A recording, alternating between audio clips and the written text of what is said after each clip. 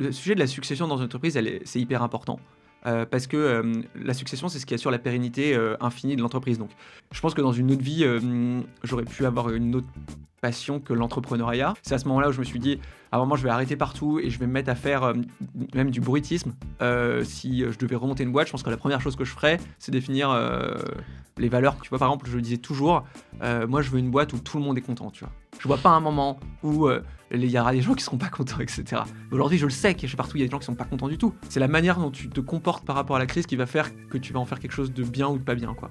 La valeur d'un message, elle tient autant au contenu du message de la personne qui le porte. En fait, faut arrêter de penser l'amitié en entreprise comme une amitié de bourré.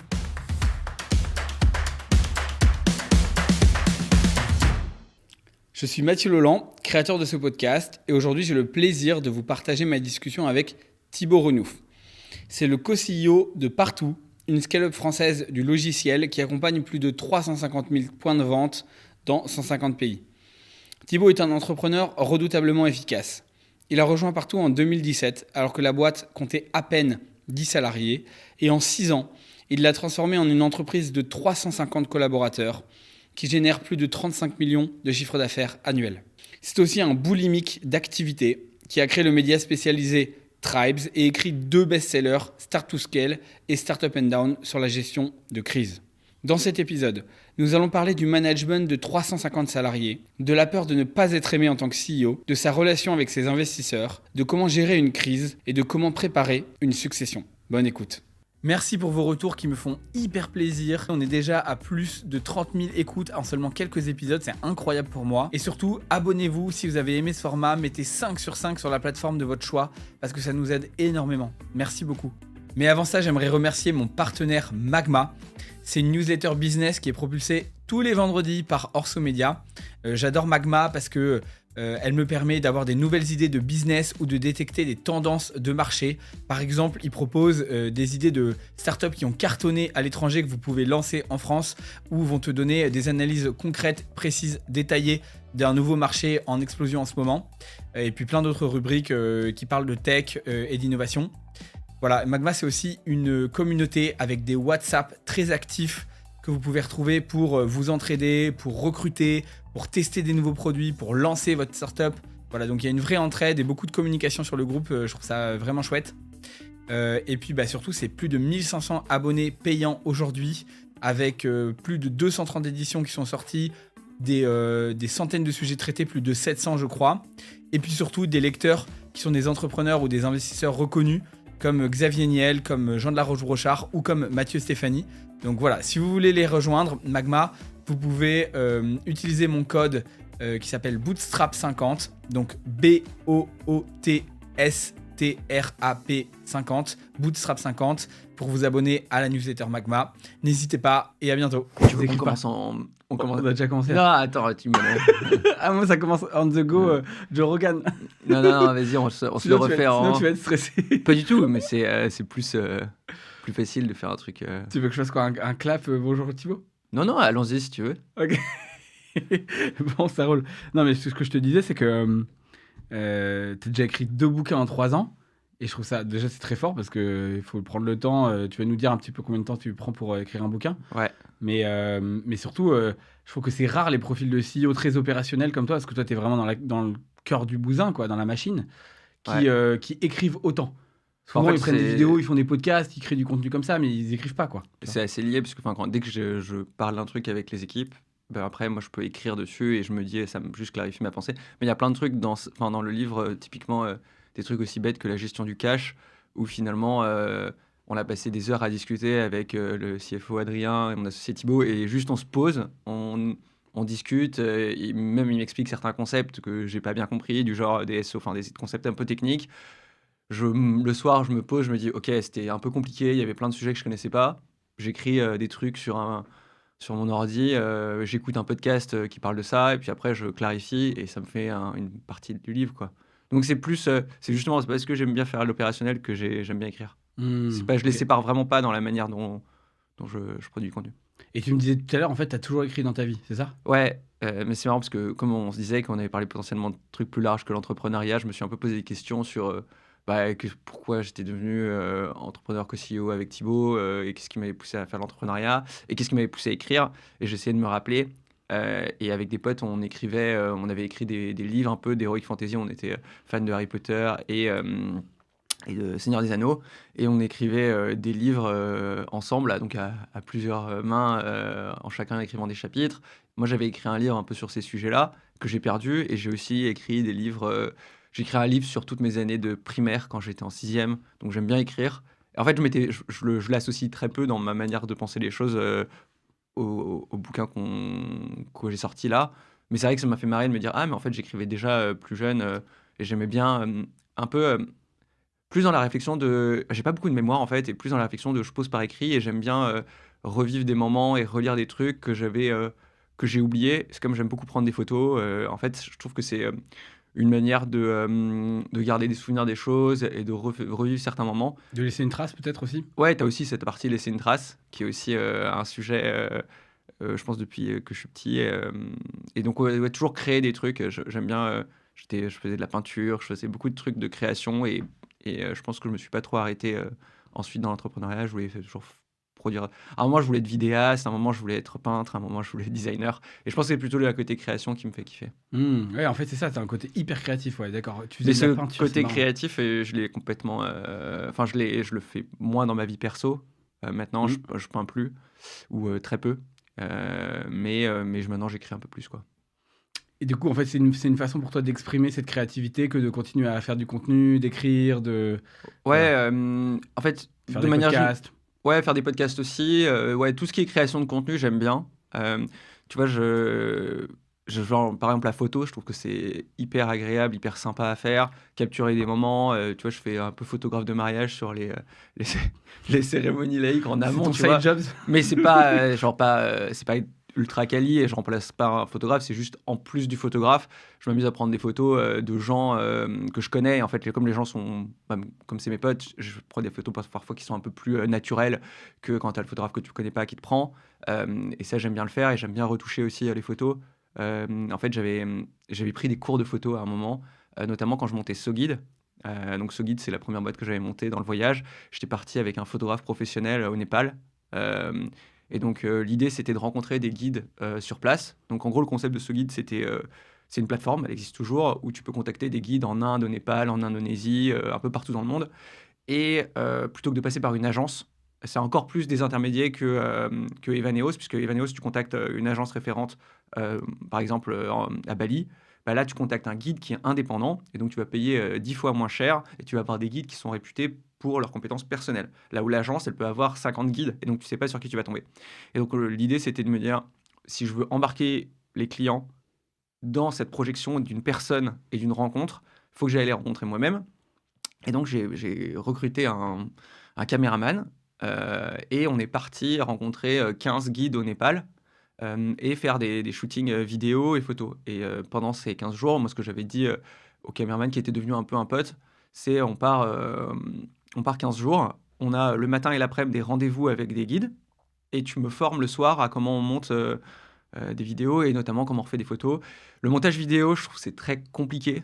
Et notamment tout ce qui est son, enfin tu vois, c'est assez compliqué, et j'ai pas trouvé le temps de m'y remettre, même si j'aime beaucoup enfin tout ça. Et par contre, la photo, je continue à le faire, même En à perso, refaire quoi. la retouche de photo, ouais, sur Lightroom. Je trouve ça mais très basique hein, maintenant, mais à l'époque, je voulais vraiment m'y mettre plus. Est-ce que tu crois que dans une deuxième vie, tu ferais quelque chose de beaucoup plus créatif ou artistique? Bah, en fait, à un moment, tu vois, en fin de lycée, je m'étais posé la question de faire Penningen. Penningen, c'est une école de design et d'art, de BD, tout ça. Ok. Et je voulais devenir designer. Enfin, anglaise ou Non, c'est français. Penningham? Je connais Penningen. les Gobelins, tu vois, mais Ouais, bah, je sais même pas si ça existe encore. Je me rappelle juste que ce nom-là me faisait un peu rêver à l'époque. d'accord.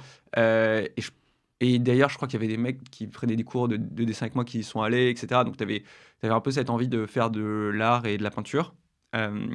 Et en fait, après, je me suis dit, bon, bah, je vais aller en prépa. Et en prépa, tout mon dossier, quand je présentais les écoles de commerce en entretien personnel, c'était je veux monter une boîte de design. Donc, en gros, et c'était plutôt du design mobilier, du design d'intérieur, etc. Euh, Et donc ça, c'était mon pitch quand je passais les concours d'école. C'était, moi, j'ai envie de monter une boîte, et cette boîte, ça sera dans le design. On va essayer de comprendre comment Thibaut a atterri dans le SaaS B2B après Ça, tout ouais, ça. c'est C'est assez improbable. loin. Ouais. Ouais. En gros, concrètement, toute ma jeunesse, je voulais faire de la peinture. Je voulais être peintre. Ensuite, je voulais être designer. Après, je me suis dit, bon, déjà, j'en ai discuté avec mes parents, ils étaient un peu pas chauds. Donc, je suis parti en prépa pour me dire, je vais monter une boîte de design. Ensuite, je suis arrivé en école. Là, je me suis dit, je vais même donner des cours de peinture. À un moment, j'avais lancé des cours de peinture Mais non. pour qu'on se regroupe, et ça avait pas trop pris. Parce que les gens, déjà, c'était bizarre que je propose des cours de peinture en école. Mais pas en mode cours de peinture, genre avec un prof qui vient en externe. Ou alors, tous ensemble, on se pose.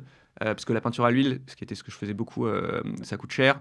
Ça met du temps à sécher. Ça met genre une semaine. Tu peins avec plusieurs couches. Et donc, concrètement, je pouvais pas mettre ça dans ma chambre, et il fallait un local, etc. Donc à un moment, je m'étais motivé, j'avais envoyé un mail à toute la promo, qui est chaud pour faire des cours de peinture dans un local et tout. Et il y a eu quelques personnes, et finalement, en fait, le fait que j'étais à la junior entreprise, que j'avais pas mal d'implications dans la vie de l'école, ça a fait que j'ai un peu lâché ce truc-là, et que je l'ai jamais poussé le truc. Et après, j'ai choisi une spé en master qui m'a été un peu poussé de force, qui était la strat, donc major strat, parce que j'avais fait la junior entreprise. Ils m'ont dit, faut que tu fasses la major strat, et si tu tentes major entrepreneur, tu seras jamais pris. Donc je me suis dit, ok, je vais faire la major strat, et il se trouve que ça a été hyper chiant pour moi, parce que c'était faire des slides PowerPoint, et j'avais déjà fait tous mes stages en conseil et en banque. Donc j'ai refait des slides PowerPoint, et donc j'ai tracé mon truc en mode, ok, je vais essayer de finir mon année le plus vite possible. Et je l'ai fini en mars. Et je suis parti au Maroc, je suis parti dans des pays pour monter ce guide, en fait. Et quand je suis revenu, je suis allé en conseil. Parce qu'en fait, c'était le truc un peu tracé, parce qu'en fait, en major strat, ils t'entraînent à passer les entretiens pour les cabinets de conseil. Et donc, je suis arrivé directement en conseil, au BCG. J'ai fait 1 an et demi. Je me suis dit, mais en fait, c'est pas pour moi, ça me correspond pas, etc. Et là, c'était un peu trop tard pour monter une boîte, parce que je me disais, t'as déjà un salaire, t'es déjà posé, etc. Donc, il faut que tu rejoignes une boîte déjà structurée. T'avais quel âge? 25 ans à ce moment-là? Ouais, j'avais 25 ans. Tu te disais que c'était trop tard? Je me disais... Ça, c'est vraiment HEC, hein. Non, parce que en fait, je m'étais dit, ce guide décolle pas assez. C'était hyper dur de monétiser. Parce que, imagine, je pense qu'on faisait... en gros, on faisait 100 ou 200 000, 100 mises en relation par semaine. Après, sur ces 100 mises en relation, t'avais genre... 20% qui closait, quoi. Ouais, un qui closait pour 2000 balles. Et toi, il fallait que tu récupères l'argent, parce que c'était pas paiement directement. Puis je me suis rendu compte que pour payer des guides au Maroc, pour ressortir de l'argent, c'était impossible. Pareil au Népal, pareil en Inde. Et en fait, je suis tombé dans un truc où je me suis dit, bon, c'est compliqué. Faut que j'apprenne à vraiment gérer une boîte, d'abord B2B. Et après, on a relancé ce guide avec mon associé de partout, Thibaut, où on a mis quand même pas mal d'argent dans la boîte. On a monté la boîte jusqu'à 6-7 personnes. Et ensuite, il y a eu le Covid, et on a stoppé. Et là, je l'ai remonté, mais avec une agence de voyage, et je la gère plus, quoi. Ah, tu persévères quand même. Attends, C'est live. Là, tu l'as vendu ou? Non, je l'ai filé en gestion à une agence de voyage. En fait, je voulais pas la supprimer, parce qu'il y a quand même toutes les vidéos que j'ai mises, etc. Et donc, c'est un peu le side project qui m'a coûté pas mal d'argent, et qui est juste un truc que je fais plus pas... Parce qu'en fait, quand je suis allé au Népal, il y a beaucoup de guides qui sont venus me voir, et qui m'ont dit, c'est bien, parce que ça nous aide. Et quand en fait, tu rencontres les gens, et c'est des guides qui vivent potentiellement... Ils m'ont hébergé chez eux avec le caméraman. Donc, mais c'était dans des bidonvilles, etc. Et ils étaient hyper sympas, hyper... genre, franchement, c'était une expérience assez ouf. Ouais. Et quand je suis rentré en France, je me suis dit, putain, compliqué de se dire que j'abandonne le projet. En plus, quand il y a eu le Covid, j'avais quand même parce que j'avais 200 guides partenaires, beaucoup de guides qui m'ont écrit en mode, ouais, j'ai plus de travail, c'est chaud, mes enfants, genre, c'est compliqué de les nourrir, etc. Donc, c'était une période un peu dure. Donc, ce que j'ai essayé de faire, c'est de relancer la machine post-Covid. Et moi-même, je suis allé dans plusieurs pays pour les rencontrer. Donc, je suis allé en Tanzanie, où je suis parti avec un guide So Guide. Je suis parti aussi en Namibie avec un guide So Guide. Et donc, à chaque fois, le but, c'est de les rencontrer et de parler avec eux. Donc, j'ai fait plusieurs voyages avec les guides. Et j'ai maintenu le truc aussi parce que j'avais tellement taffé dessus, et j'avais tellement de connexion avec les guides, que ça me faisait chier de couper le truc, sachant que c'est une partie de leur revenu qui vient de ça, quoi. Ouais, en fait, l'histoire t'avait touché, les gens t'ont touché, donc tu t'es dit, c'était une façon artistique de t'exprimer aussi à ce moment-là. Alors, je sais pas si c'était artistique. Non, et puis il y a un autre point qui est, je pense, important, c'est que entre le moment où je l'ai lancé en 2014, donc il y a 11 ans. Et aujourd'hui, je pense que même moi, j'ai switché dans mon approche du voyage. Et entre 2014 et 2017, qui était la période où j'ai bossé dessus, euh, j'avais vraiment l'idée de me dire, il y a un tourisme responsable possible, il y a un tourisme local. En fait, on peut envoyer des gens qui vont rencontrer les populations et finalement, ça fait du bien au monde, etc. Et puis après, je me suis dit, mais si je veux faire une boîte qui fait 10 millions de revenus, il faut que j'envoie combien de personnes? Donc moi, je faisais les calculs. Et en fait, je deviens, pas un tour opérateur, mais ça devient vraiment une grosse boîte. Et donc tu perds le why, quoi. Bah, tu perds le why et tu permets, en baissant les prix via la mise en relation directe avec de démocratiser le voyage, qui était un des trucs qu'on poussait. Mais Et donc démocratiser le tu voyage, contribues à un tu, monde tu trop contribues pollué, à la trop, pollution, voilà, etc. bien sûr, Et ouais. tu vois, quand je cherchais des gens pour rejoindre ce guide, la majorité des gens tu vois, qui sortaient d'école, ils me disaient bah, c'est trop cool le voyage et la mission, donc c'était social. Par contre, environnemental, ça ne me correspond pas du tout. Et donc, tous les gens qui potentiellement trouvaient le projet stylé pour le social disaient non finalement pour l'environnemental. Hmm. Et donc, comme c'est souvent des gens, enfin, les personnes qui sont touchées par les sujets sociaux sont souvent aussi touchées par les sujets environnementaux parce que c'est lié, bah, je me suis retrouvé à avoir un projet avec personne pour le reprendre et avoir mis beaucoup d'argent. Donc, il y avait beaucoup d'argent sur le compte. Donc, on a fermé le truc, on a ressorti l'argent. Mon associé Thibaut a perdu beaucoup d'argent aussi, on n'a jamais voulu.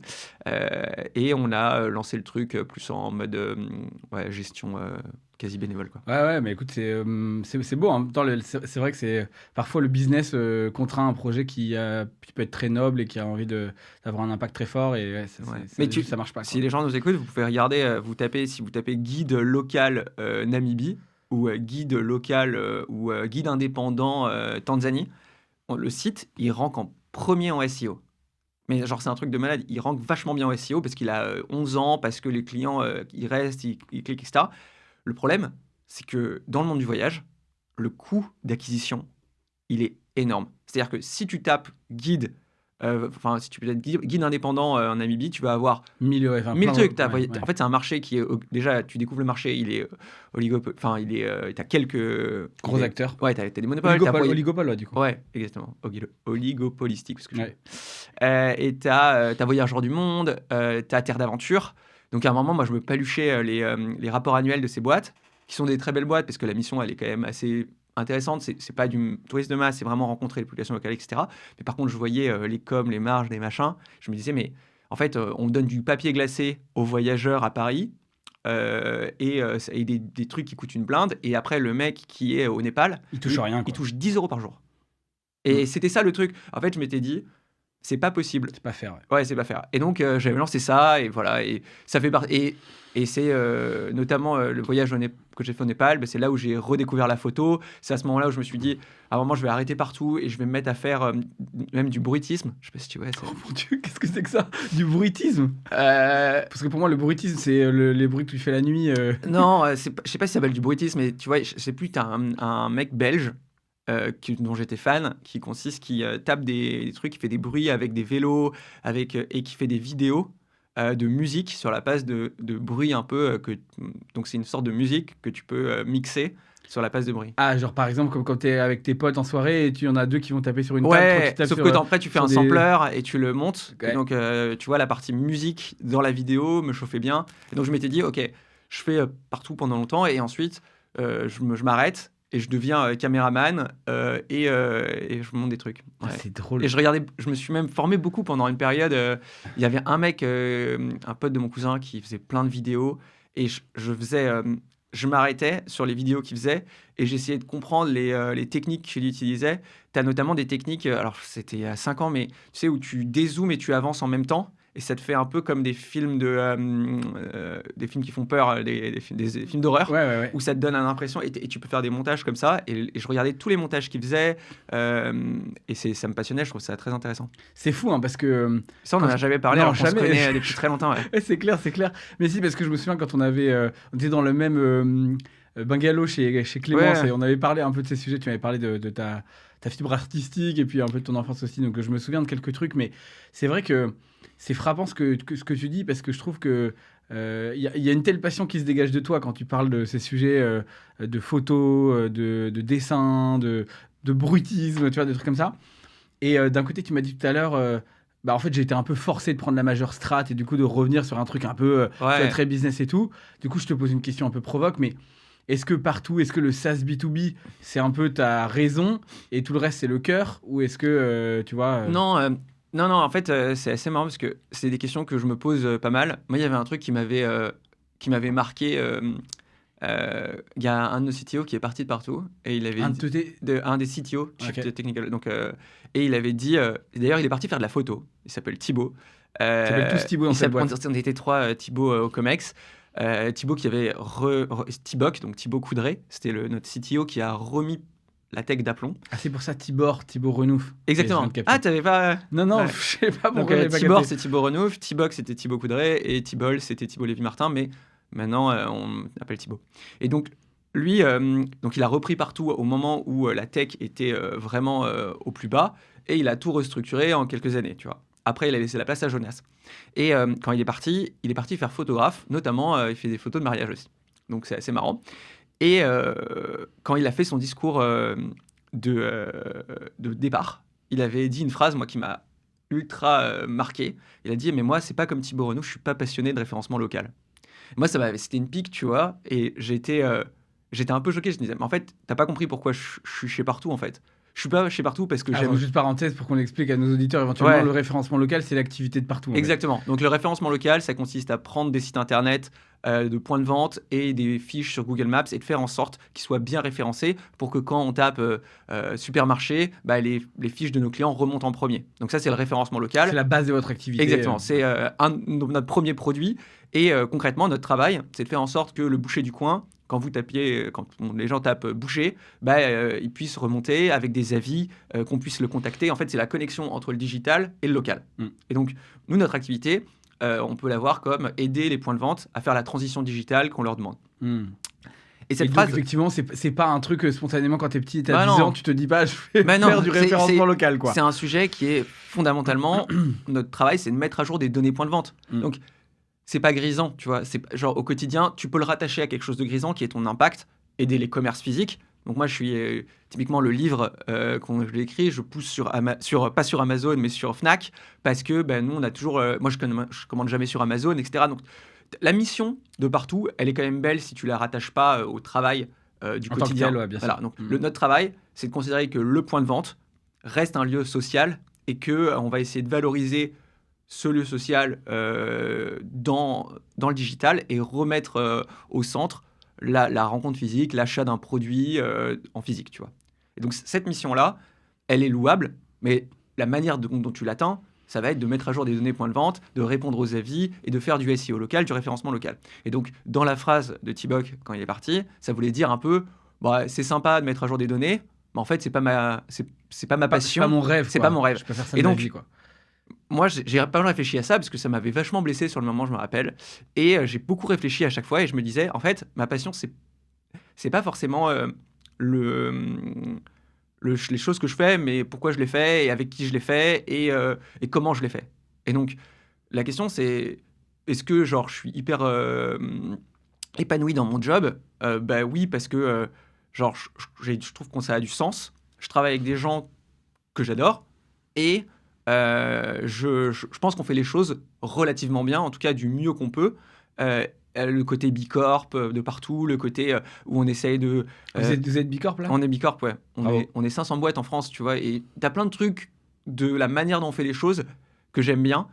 Et parfois, je trouve que ça a plus de sens de prendre une boîte qui fait un truc standard et de faire les choses bien plutôt que de se lancer dans un truc comme SoGuide où tu as peut-être moins d'impact. Tu vois, aujourd'hui, on a Et 350... puis, tu as des side effects en fait, que tu n'avais pas perçus au début, Exactement. qui sont pourris et qui vont contre ce que tu voulais faire initialement. Quoi. Exactement. Et c'est une discussion qu'on a beaucoup avec Thibaut, parce que lui, il me disait, en fait, lui, il est très écolo, donc il est végétarien, etc. Il me disait, mais Thibaut, moi, ça me fait chier à un moment de me dire que je n'ai pas lancé une boîte purement vers l'objectif que je veux, à savoir avoir un monde où l'environnement n'est pas jeté à la poubelle. En gros, j'aimerais bien avoir un jour une boîte dont c'est la mission. Et ça a été une discussion de longtemps.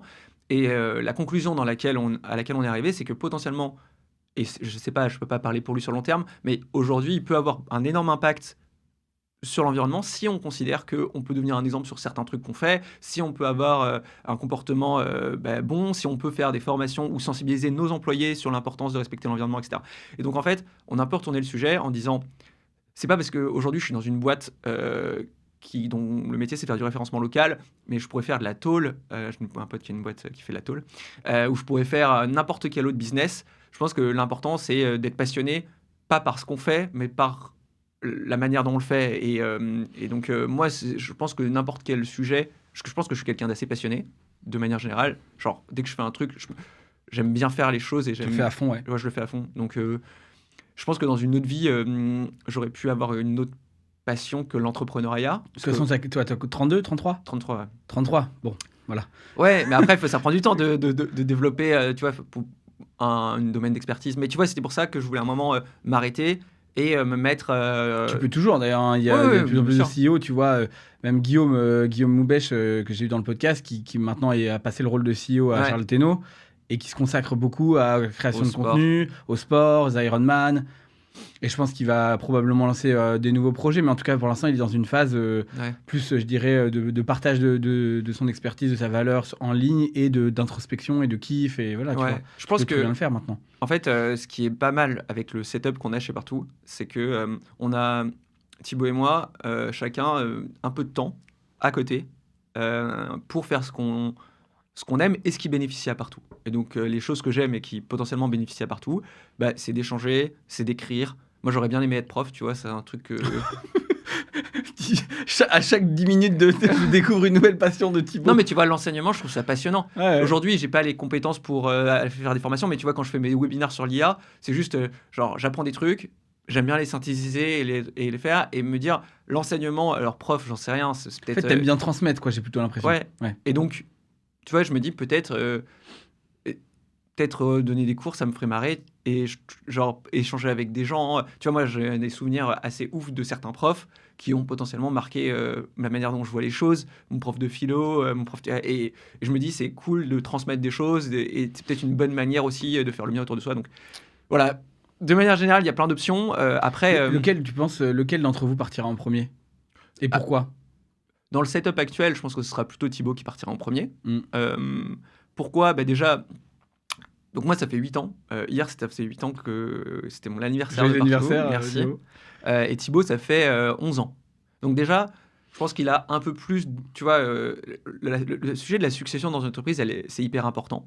Parce que la succession, c'est ce qui assure la pérennité infinie de l'entreprise. Donc, si tu quittes un projet, la première chose que nous, on veut faire, c'est faire en sorte qu'il y ait de la continuité. Et ce sera parce que c'est quelque chose qu'on a créé, dans lequel on croit. Et cette continuité... elle doit passer par le recrutement de quelqu'un qui pourra prendre la suite. C'est pas le sujet du moment, parce que moi, je me vois encore 5 ans chez Partout, et Thibaut, potentiellement 3 ans, peut-être plus. Donc, la continuité, faut quand même s'y préparer avant. Et je pense que moi, quand j'ai été recruté chez Partout, j'étais aussi cette aspiration de Thibaut de recruter quelqu'un pour pouvoir potentiellement partir un jour plus facilement. Et t'as pas envie d'être prisonnier de ton entreprise. Et donc, nous, on kiffe énormément Partout. Mais ce qui est sûr, c'est que si à un moment on kiffe moins, pour plein de raisons, que ça peut être le potentiel, ça peut être la confiance des salariés, ça peut être la complexité, ça peut être des sujets personnels. Tu vois, si genre il nous arrive un truc assez grave personnellement, moi j'ai pas envie d'être bloqué en me disant mais en fait si je pars, ça tue l'entreprise, etc. Donc tu as quand même une certaine responsabilité de trouver une manière que l'entreprise elle vive complètement sans toi. Thibaut a trouvé cette méthode, c'est-à-dire que si lui ou moi on part, l'entreprise elle sera toujours très bien parce que justement on a ce poste de co-CEO. Mais je pense qu'aujourd'hui, et tu vois, on en parle moins, mais si quelqu'un qui doit quitter l'entreprise et que par volonté, ce serait plutôt lui. Après, moi, ce que je considère, c'est que les opportunités qu'offre Partout aujourd'hui, à la fois en termes de ce que ça me permet de faire à côté, mais aussi le potentiel de rencontrer des gens, le potentiel de, tu vois, ouvrir les États-Unis. Si un jour on ouvre les États-Unis, moi, ça me ferait kiffer d'aller aux États-unis et de découvrir. Bien sûr. Excitant. C'est excitant, c'est un nouveau projet. Et monter une boîte aux États-Unis, ce serait beaucoup plus dur que lancer Partout aux États-Unis.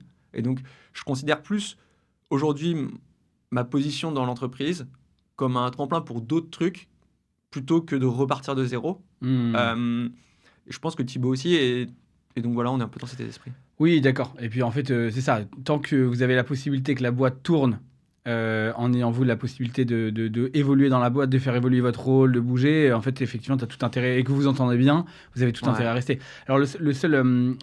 Enfin, la question que je me pose, c'est que vous avez vendu une bonne partie à Webedia il y a ouais, longtemps déjà. Et du coup, il y a plein de.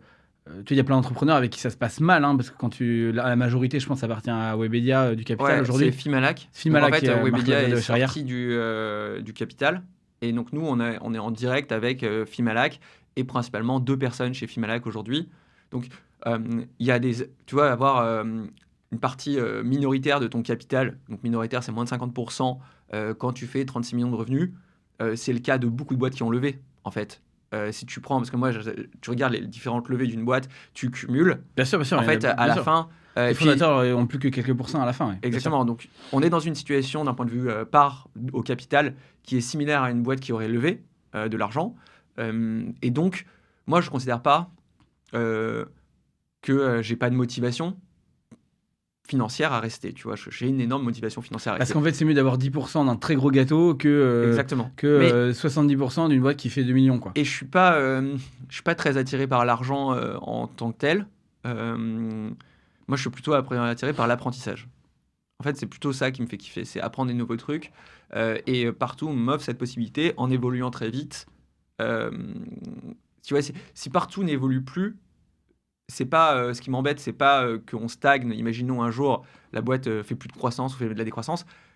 Ce qui me ferait chier, c'est même pas le fait que ça sera moins valorisé, c'est surtout que en fait, j'apprendrai plus et je serai dans une spirale un peu négative, etc. Et au contraire, la croissance, ce qui me galvanise, c'est pas de me dire que je vais faire plein d'argent, c'est me dire en fait, je vais apprendre des nouveaux trucs. Aujourd'hui, tu vois, on est dans une phase où pendant longtemps, on s'est posé la question, on s'est dit, ok, on n'est pas mauvais en commercial. Et cette semaine, on s'est posé, on s'est dit, les gars, regardons nos concurrents américains, ils sont meilleurs que nous sur plein d'aspects. Tu as des boîtes de dingue aux États-Unis en termes de commercial. Et on s'est tous réchauffés, tu vois, on était tous. En fait, ok, on est une bonne boîte, mais en fait, il y a bien meilleur que nous, mais pas bien meilleur, genre un peu meilleur, bien Bien meilleur, meilleur, fois 10, Next quoi. League, tu Ouais. vois. Et résultat, on a lancé un projet qu'on a appelé Next League sur la partie commerciale en disant en fait, on est reconnu sur notre travail en commercial, en sales, etc. J'écris mon premier Bah, bouquin bien sur le sûr, faire tout sujet. scale, c'est le sujet, ouais, Exactement, carrément. c'est le sujet commercial, comment scaler une boîte et tout. Et en fait, en parlant avec certaines personnes qui viennent de boîtes qui font 150, 200, 300 millions de revenus, on est là en mode, waouh, Et vous, vous êtes à 36 hein, aujourd'hui. on est Hein. à 36. Et on se dit, mais putain, mais ils sont tellement loin. Genre, la manière dont ils font les choses, la manière dont c'est structuré. Et en fait, plutôt que de. Enfin, ça nous a chauffé, tu vois. On était là, quel kiff de se dire qu'on a encore tellement de retard par rapport à d'autres boîtes, qu'on a tellement à apprendre, qu'on est. Et c'est ça qui nous motive, tu vois. Ouais, bah, je comprends très bien, je comprends très bien. Et une question, j'ai plusieurs questions qui me viennent du coup, mais la première peut-être c'est, comme moi c'est mon sujet, tu vois, la question de l'indépendance, du contrôle, et que c'est un gros truc du bootstrapper. Donc d'ailleurs, ça fait partie du club pendant les Ouais, trois premières années. Thibaut, premier dîner hein, même ouais. d'ailleurs, tu vois, chez Caro. Et dans quelle mesure vous avez les mains libres, vraiment, tu vois, honnêtement? Et Franchement, c'est quoi de travailler avec le CFO parce que Fimalac, c'est une énorme boîte, ils font plusieurs milliards, on est d'accord. alors, C'est Marc Ladré de Charrière qui est ouais, un je pense que c'est milliardaire important. français. Donc, c'est pas une boîte, c'est un fonds. C'est un fonds, d'accord, ouais. Ok. Ouais, bien sûr. Et c'est un fonds d'investissement Mhm. qui détient Webedia et qui a d'autres participations dans des fonds. Donc en gros, c'est plutôt ce qu'on appelle un LP, un limited partner. Donc tu as dans Startup and Down, je réexplique tous les termes un peu financiers parce que pour comprendre la crise du financement, il faut comprendre qu'est-ce que c'est un C'est un limited. fonds de fonds, en fait. En gros, c'est des gens qui ont de l'argent. Donc que tu as tous les milliardaires ou les fonds de pension, etc. C'est des gens qu'on appelle des limited partners. C'est des gens qui ont beaucoup d'argent et concrètement, cet argent, il faut le placer. Et donc tu as différentes manières de placer. Soit tu investis en direct, donc par exemple en prenant des parts de partout ou de Webedia, soit tu la mets dans des fonds avec des gestionnaires, ce qu'on appelle des fonds Oui, bah, d'investissement tous classiques. les fonds, par exemple, prenons par exemple ID Invest ou enfin maintenant Kima Euraseo, Venture, et Kima. ils ont Ah leur voilà, bah, LP, c'est Xavier Niel. exactement. Et ils peuvent avoir plusieurs LP. Et donc ce qui se passe, c'est que Filmelac a des investissements en direct comme partout ou Webedia et des investissements dans des fonds qui peuvent être des fonds immobiliers, qui peuvent être des fonds en bourse, qui peuvent être des fonds en private equity, etc. La personne qui gère ce fonds, Thomas Picmal, on est en direct avec cette personne.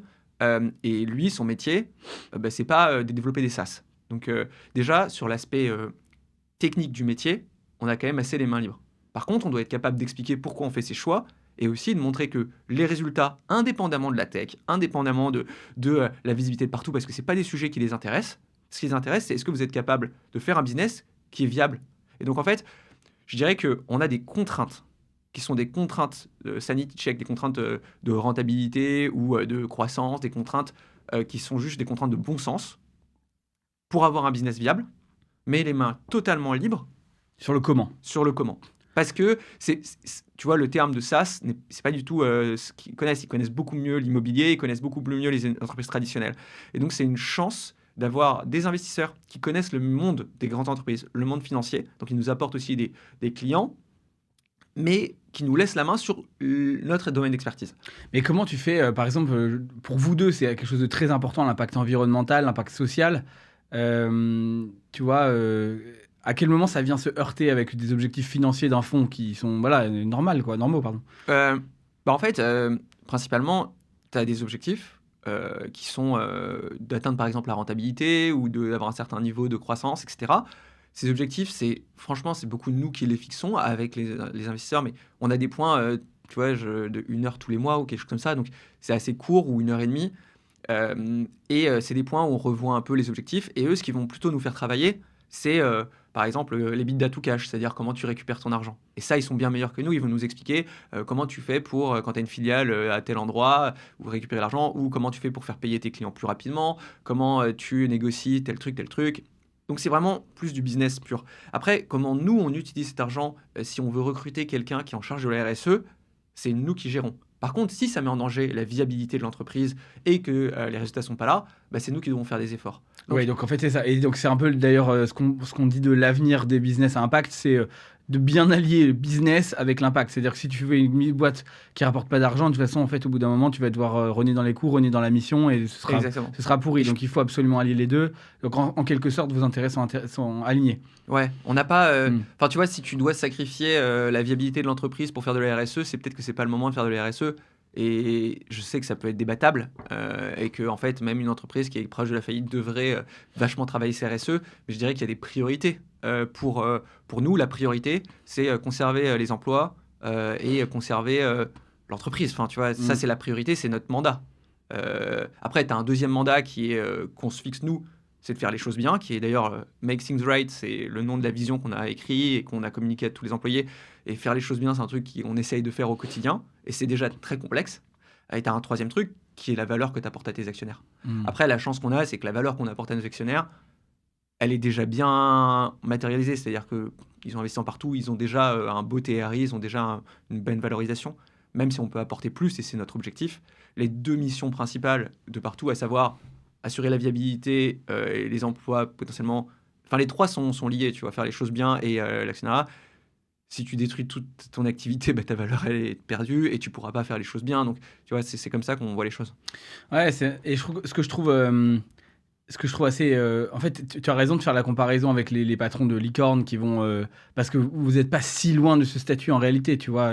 On n'est quand même pas une licorne aujourd'hui. Ouais, mais 36 millions de revenus, je sais pas combien... Enfin, tu vois, là, les multiples d'ARR, c'est quoi, fois 4 fois... Aujourd'hui, la valo, c'est quoi? Franchement, je peux pas te dire, ça dépend de... En fait, ça dépend. La nôtre, elle est plus de x4. Après, ça dépend de plein de choses. Ça va dépendre de à quel point tu es sur des sujets d'IA. Ça dépend de ta croissance. Ça dépend de ton churn. Ça dépend de est-ce que tu es aux US ou pas. Tu vois, tu as plein d'aspects qui vont jouer sur cette valorisation. Mais c'est une valorisation de plusieurs centaines de millions d'euros. Voilà. Donc, vous êtes valorisé au moins 200. Donc, bon, c'est sûr que il faut encore faire x5. Hein. C'est pas si simple, hein, mais c'est pas si loin, quoi. C'est ça que je veux dire. Non, on a atteint une taille de laquelle on peut être fier, mais je pense que c'est toujours la même chose, c'est d'être fier du chemin parcouru et d'avoir. De quoi t'es le plus fier, toi, Thibaut, tu penses, dans cette aventure? En vrai, je suis fier des équipes de la valeur. Ça fait un peu. Je sais pas, je suis fier à la fois de la courbe, tu vois, de croissance. Franchement, quand on regarde la courbe de croissance, je me dis putain, on a fait du bon taf. Et je suis fier aussi de me dire que il y a pas mal de gens pour qui partout a eu un impact dans la vie, tu vois. Enfin moi, petite personnelle, genre dans la manière, enfin si je regarde mes cercles d'amis au sein de partout, les relations que j'ai créées, je pense que partout a profondément changé ma vie, tu vois. Et c'est fait un peu ridicule, mais de la même manière que pour plein d'entrepreneurs, l'entreprise a changé la vie, tu vois. Et c'est marrant parce que pense que Partout a potentiellement changé la vie en bien de pas mal de monde qui ont travaillé dans cette entreprise. Qu'est-ce que tu penses que vous leur avez apporté de plus fort? Alors déjà, la première chose, c'est que nous, on a recruté au départ des gens qui n'avaient pas le CV pour aller dans la majorité des startups françaises que tu vois autour, qui avaient levé, etc. Donc, Ok. on a recruté plein de gens qui avaient du potentiel. Et tu vois, si je prends les 20 premiers employés de Partout, sur le CV, c'était pas que des gens qui avaient fait une des parisiennes en école de commerce, c'était vraiment des gens qui étaient motivés. Tu vois, notre Guillaume Lavoisier qui a géré, avant de partir, là, il y a 6 mois, 9 mois, il gérait 100 personnes et il est arrivé chez Partout au SMIC, tu vois. La personne qui gère le CARE chez nous, c'était quelqu'un qui était au chômage, Steve, qui est un ami de Thibaut qu'on a recruté, qui gère aujourd'hui 50 personnes. Donc, en fait, la première chose qu'on a apporté, je pense, c'est une aventure qui permet aux gens de se révéler s'ils ont la motivation et la soif d'apprendre. Et même moi, tu vois, j'étais pas entrepreneur et je me suis potentiellement révélé dans le sens où j'ai pris plaisir à faire mon travail, alors que sur le papier, j'avais jamais monté de boîte ou scalé une boîte, tu vois. Donc, Même tu avais 25 ans, c'est normal. oui, j'avais 25 ans. Donc, on a pris des gens jeunes. Donc, la première chose dont je suis fier, c'est les parcours des gens au sein de l'entreprise. Ça, c'est un truc. Et y compris mon parcours, dont je suis plutôt fier d'être arrivé directeur des opérations, etc. Et je pense que c'est important parfois de se dire ça, quoi. Ok. Donc, les parcours des gens, je pense les que c'est parcours un des truc. gens, la capacité C'est dur à- comme question parce que je pense que tu es fier de plein d'aspects Bien sûr. et que tu Non, poses mais pas le le plus, temps le d'y plus important, tu réfléchir. vois, en tout cas, ta réponse me semble cohérente par rapport à tes aspirations et l'impact que tu as envie d'avoir sur les gens, voilà, sur les choses. Donc, non, et après, ce qui me questionne aussi, c'est, tu sais, dans les startups, quand tu commences, il y a toujours un peu le stade famille, où tu Ouais. confonds le travail et le famille, et c'est un peu parfois, même surtout, presque la suite du BDE quand tu as fait l'école de commerce, tu vois, quand tu es à la taille 20-30 personnes, tu as l'impression que tu es en train de changer le monde, que vous êtes tous meilleurs potes, etc. Là, vous êtes plus de 400, je Non, pense, moins 350. 350. Tu vois, comment ça évolue? Est-ce que tu peux nous décrire un peu comment ça évolue, cette philosophie-là? Est-ce que c'est sain d'être comme ça, ou est-ce que c'est malsain? Qu'est-ce que tu en penses, toi? Moi, je pense que ça dépend de plein d'aspects. Ça dépend de ta culture d'entreprise, ça dépend de la taille, comme tu le disais, de l'entreprise. Et ça dépend aussi de l'âge des collaborateurs. Tu vois, nous, quand tu as 24 ans, en fait, et si tu travailles beaucoup, ben, ça devient un aspect hyper social. Ça fait partie, tu vois, de ta vie courante. Et je pense que quand tu as des enfants, tu es marié, etc., t'as pas envie de faire tous les after-work, etc. Donc ça dépend aussi de cette temporalité, de l'âge des gens. Aujourd'hui, tu vois, peut-être qu'il y a certaines personnes pour qui le Noël des enfants qu'on organise a 100 fois plus de valeur que la soirée de Noël, tu vois. Et je le conçois et je le ressens même moi dans la projection que je me fais de ma vie. Donc déjà, il y a un premier truc, c'est qui tes collaborateurs et qu'est-ce qu'ils ont, à quoi ils aspirent. Donc nous, on a recruté à l'époque que des gens qui avaient 24 ans. Bah, eux, à quoi ils aspiraient? Bah, se faire des potes, rencontrer des gens, se marrer et monter un truc Logique. avec du potentiel, tu vois.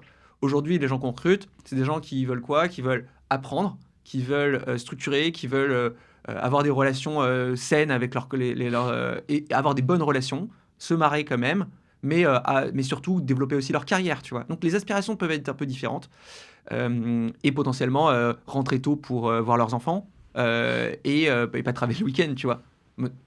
À l'époque, quand on était au début de Partout, moi, la première année, je finissais à 22h tous les soirs et je kiffais ça. Aujourd'hui, voilà, c'est à 19h, il faut que je me dise que je parte, quoi. Et c'est le cas de plus en plus de gens de chez Partout. Donc, tu as des aspirations qui sont différentes. Ensuite, la deuxième question, c'est est-ce que tu es capable de maintenir une cohésion qu'on appellerait. Enfin, il y en a qui disent famille, moi je préfère me dire équipe de sport. Tu vois, je sais pas si tu fais du sport d'équipe, mais c'est un truc que moi j'ai beaucoup aimé dans la manière dont tu conçois la relation, qui est une relation de confiance, d'interdépendance, où tu te passes la balle, etc. Tu as un peu ce côté-là. Et c'est un peu la même idée que j'ai de potentiellement l'entreprise, même s'il y a des gens dont je suis proche, vraiment très proche, notamment de cette époque-là. Et tu vois, à mon mariage, il y avait énormément de gens de partout. Tu vois, il y avait peut-être 20 personnes de partout. Parce que c'est des gens dont je suis assez proche, dont je connais les conjoints, que je vois le week-end, avec qui je fais du sport, etc. Donc, tu as quand même ce noyau qui est important. Mais encore aujourd'hui, c'est-à-dire que c'est les gens qui étaient là à ton mariage, par exemple, c'est plutôt les gens qui étaient Plutôt là au des début. anciens. Ouais, on est d'accord. Plutôt des anciens. C'est-à-dire qu'aujourd'hui, est-ce que tu cherches encore à te faire des potes ou est-ce que c'est ton moteur il a changé? Non, mais c'est une vraie question, je pense que les gens se posent. Parce que tu peux avoir envie au début Non, de. moi, j'ai toujours. Il y a des gens qui arrivent chez Partout, encore aujourd'hui, et dans toutes les strates managériales, avec qui j'ai énormément d'affinités et que je reverrai ou que je revois quand ils sont partis, tu vois. Ok. Donc, non, je ne conçois pas. C'est difficile comme question parce qu'il y a beaucoup de préjugés autour de ça, tu vois, de l'amitié en entreprise. Et en même temps, je trouve que. C'est un sujet intéressant, on en parle peu en fait. Ouais, mais l'amitié en entreprise, en fait, déjà, tu as plein de formes d'amitié. Tu peux avoir une sorte de respect, une sorte d'intérêt pour l'autre de base. Tu vois, et puis, il y a des moments où tu as envie de plus savoir et d'autres où tu pas moins envie. Donc, non, je pense que c'est. J'espère hein, que je continuerai à me faire des amis chez Partout avec les nouvelles personnes qui arrivent dans les prochaines années, ça c'est sûr. Ah, Et c'est bien que tu l'assumes. En fait, tu vois, est-ce que c'est possible quand c'est du reporting direct? C'est plus compliqué. Et encore, moi, dans mon reporting direct, j'ai beaucoup de gens avec qui je suis très proche. Donc, à voir. ok. Bah, de toute façon, tu vois, quand on pense aux mafias PayPal ou aux mafias Uber, tu vois, c'est toutes ces boîtes où, en fait, il y a plein de gens qui ont remonté des boîtes après ensemble. Ouais. Je pense que ce qui a compté, c'est quand même le fait d'avoir vécu une aventure extraordinaire ensemble. Ouais, Tu et vois, puis, et tu vois, quand t'as vécu ces moments d'hypercroissance, où tout le monde a appris en même temps, tout le monde a été dans la galère, tout le monde a travaillé tard aussi, quand même, je pense que c'est... Et c'est le type d'aventure, je pense, que vous avez vécu, parce que pour faire une telle croissance, vous avez forcément... Vous êtes passé par là, c'est ce que tu ouais, dis, en ouais. fait. C'est ça, peut-être, qui change la donne. Je pense que les gens confondent des modes d'amitié un peu différents. C'est pas parce que t'as pas pris une pinte et tu t'es pas mis une murge avec quelqu'un que tu peux pas être ami avec cette personne et que les gens imaginent les amitiés en entreprise potentiellement comme des amitiés à la soirée de Noël où t'es Les bourré et amitiés tu te fais un... d'afterwork, quoi.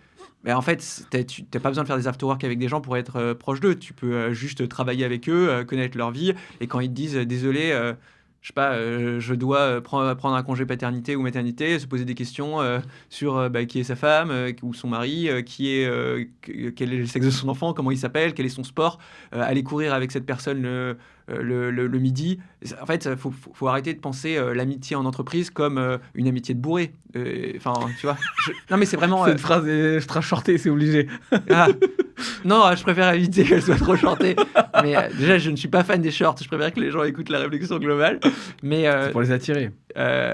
non, je pense que beaucoup de gens critiquent justement l'amitié en entreprise en disant c'est des moments bizarres où tu parles avec quelqu'un qui est très différent de toi et en fait vous dites n'importe quoi et tu te rappelles plus le lendemain de ce que tu lui as dit. Mais cette situation, c'est pas la situation de l'amitié que moi je conçois maintenant en entreprise. C'est de l'amitié de genre de respect mutuel, de connaissance de l'autre, en dehors du pur travail. Et ça, moi j'ai pas envie de le retirer de chez Partout, c'est Ouais. sûr. Ouais, mais je te rejoins et je pense que c'est ça qui fera que il y aura peut-être une mafia partout quand on sera Mais 10 ans plus j'espère. tard, tu vois. Et les alumni de Partout qu'on continue à voir, beaucoup, il y en a plein. Moi, c'est des gens où j'aurais toujours de l'intérêt pour ce qu'ils font ensuite, dans les autres boîtes, etc. Et même, tu vois, LinkedIn fait partie de cette manière de rester connecté. Tu vois, genre pour c'était le nouvel an. Et je me suis dit, ah, mais je vais recontacter une dizaine de personnes qui sont parties de partout, dont des gens qui sont partis il y a 5 ans, qui sont en Australie, des sales qui sont partis à d'autres endroits. Je leur ai écrit un message parce que ça a été des très bons potes et on gardera contact. Et je prends leurs nouvelles. Même parfois, ça m'arrive quand tu vois, on gagne un client qui a été gagné à l'époque par un concurrent, de regarder en Salesforce qu'il a perdu en 2018 et de lui envoyer un message et de lui dire hey, juste pour info, on vient de récupérer ses clients, j'espère que tu vas bien, juste parce que lui, ça le fait kiffer, parce qu'il se rappelle ces moments où ça a été un moment difficile, on a perdu un appel d'offres et je lui dis bah, en fait, on a récupéré le client 3 ans, 4 ans, 5 ans plus tard et ça fait kiffer. Et tu vois, ce genre de continuité de la relation, elle me paraît assez importante. Ah, c'est beau, c'est beau. Et à l'inverse, surtout toi qui as managé très jeune, du coup, quelle est ta pire erreur de management? On en parlait avec Patrice il y a pas si longtemps. Patrice, c'est l'ancien directeur marketing de Partout. Je pense que le truc qu'on conçoit pas, c'est... Enfin, en tout cas, moi, j'avais un peu du mal à concevoir, c'est l'importance... Enfin, tu vois, la manière de faire des feedbacks et quand t'es un peu pressé, et j'avais fait un feedback sur un truc qu'il avait fait, et il y avait son équipe autour. J'étais très jeune manager, hein, c'était... Tu avais fait un feedback à Patrice, c'est Ouais, ça? et devant toute son équipe en disant, ouais, là, franchement, l'article que t'as fait, il y a plein de fautes d'orthographe, c'est n'importe quoi. Euh, et Patrice l'avait pris extrêmement personnellement, me l'avait pas dit. Et 6 mois plus tard, il m'avait dit, voilà, Thibaut, j'ai pris mon courage en main, je te dis, je trouvais ça très désagréable ce que tu as fait.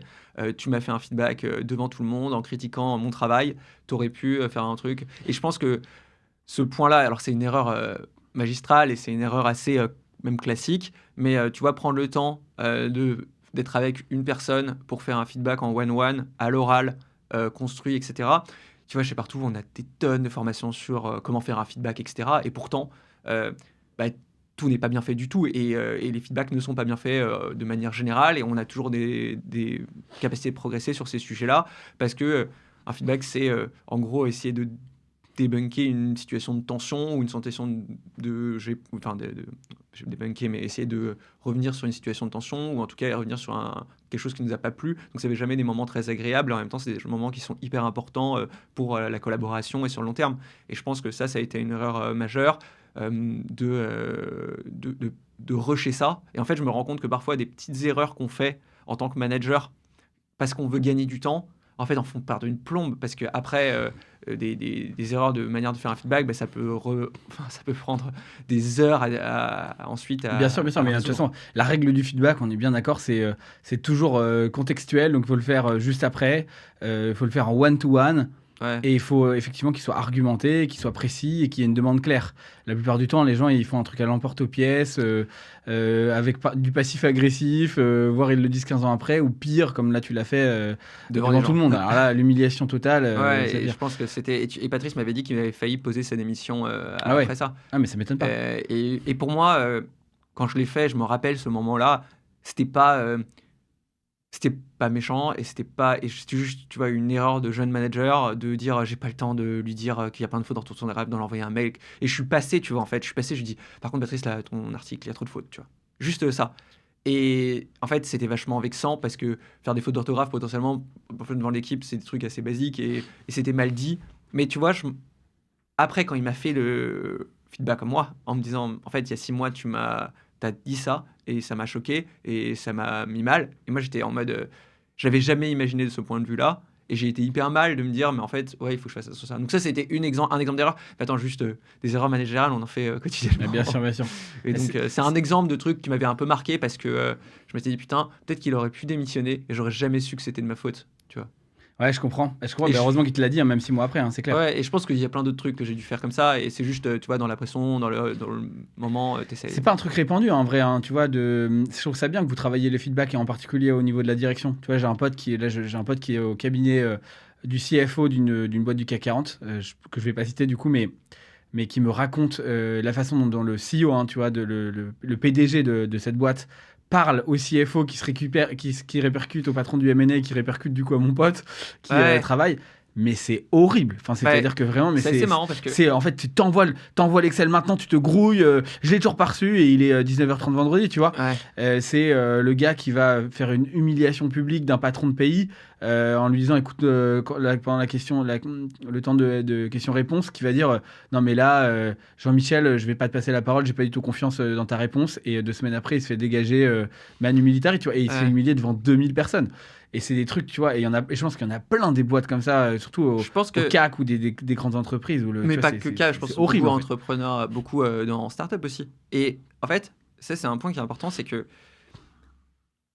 et tu vois, en discutant avec mes potes qui sont en start-up ou qui vivent des moments comme ça, ou qui ont des problèmes tu vois, genre ils doivent quitter l'entreprise et tout, bah, j'écoute, parce que c'est mes potes, et ils me disent, putain, mais regarde ce qu'ils m'envoient sur Slack, et ils me montrent des messages, et tu vois, moi, naturellement, je me mets à la place du CEO et je me dis, putain, en fait, là, il doit être stressé pour ça.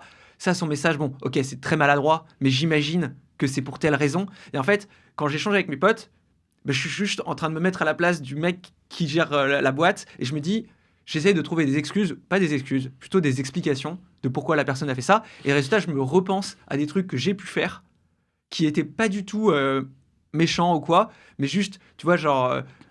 Par exemple, genre, t'envoies un truc et la personne, elle oublie de dire merci. Et genre, ça peut choquer pour 6 mois certains employés en mode C'est-à-dire que toi, tu as oublié de dire Ouais. merci. Et je sais que oublier de féliciter quelqu'un pour un deal ou ce truc qui peuvent être des oublis.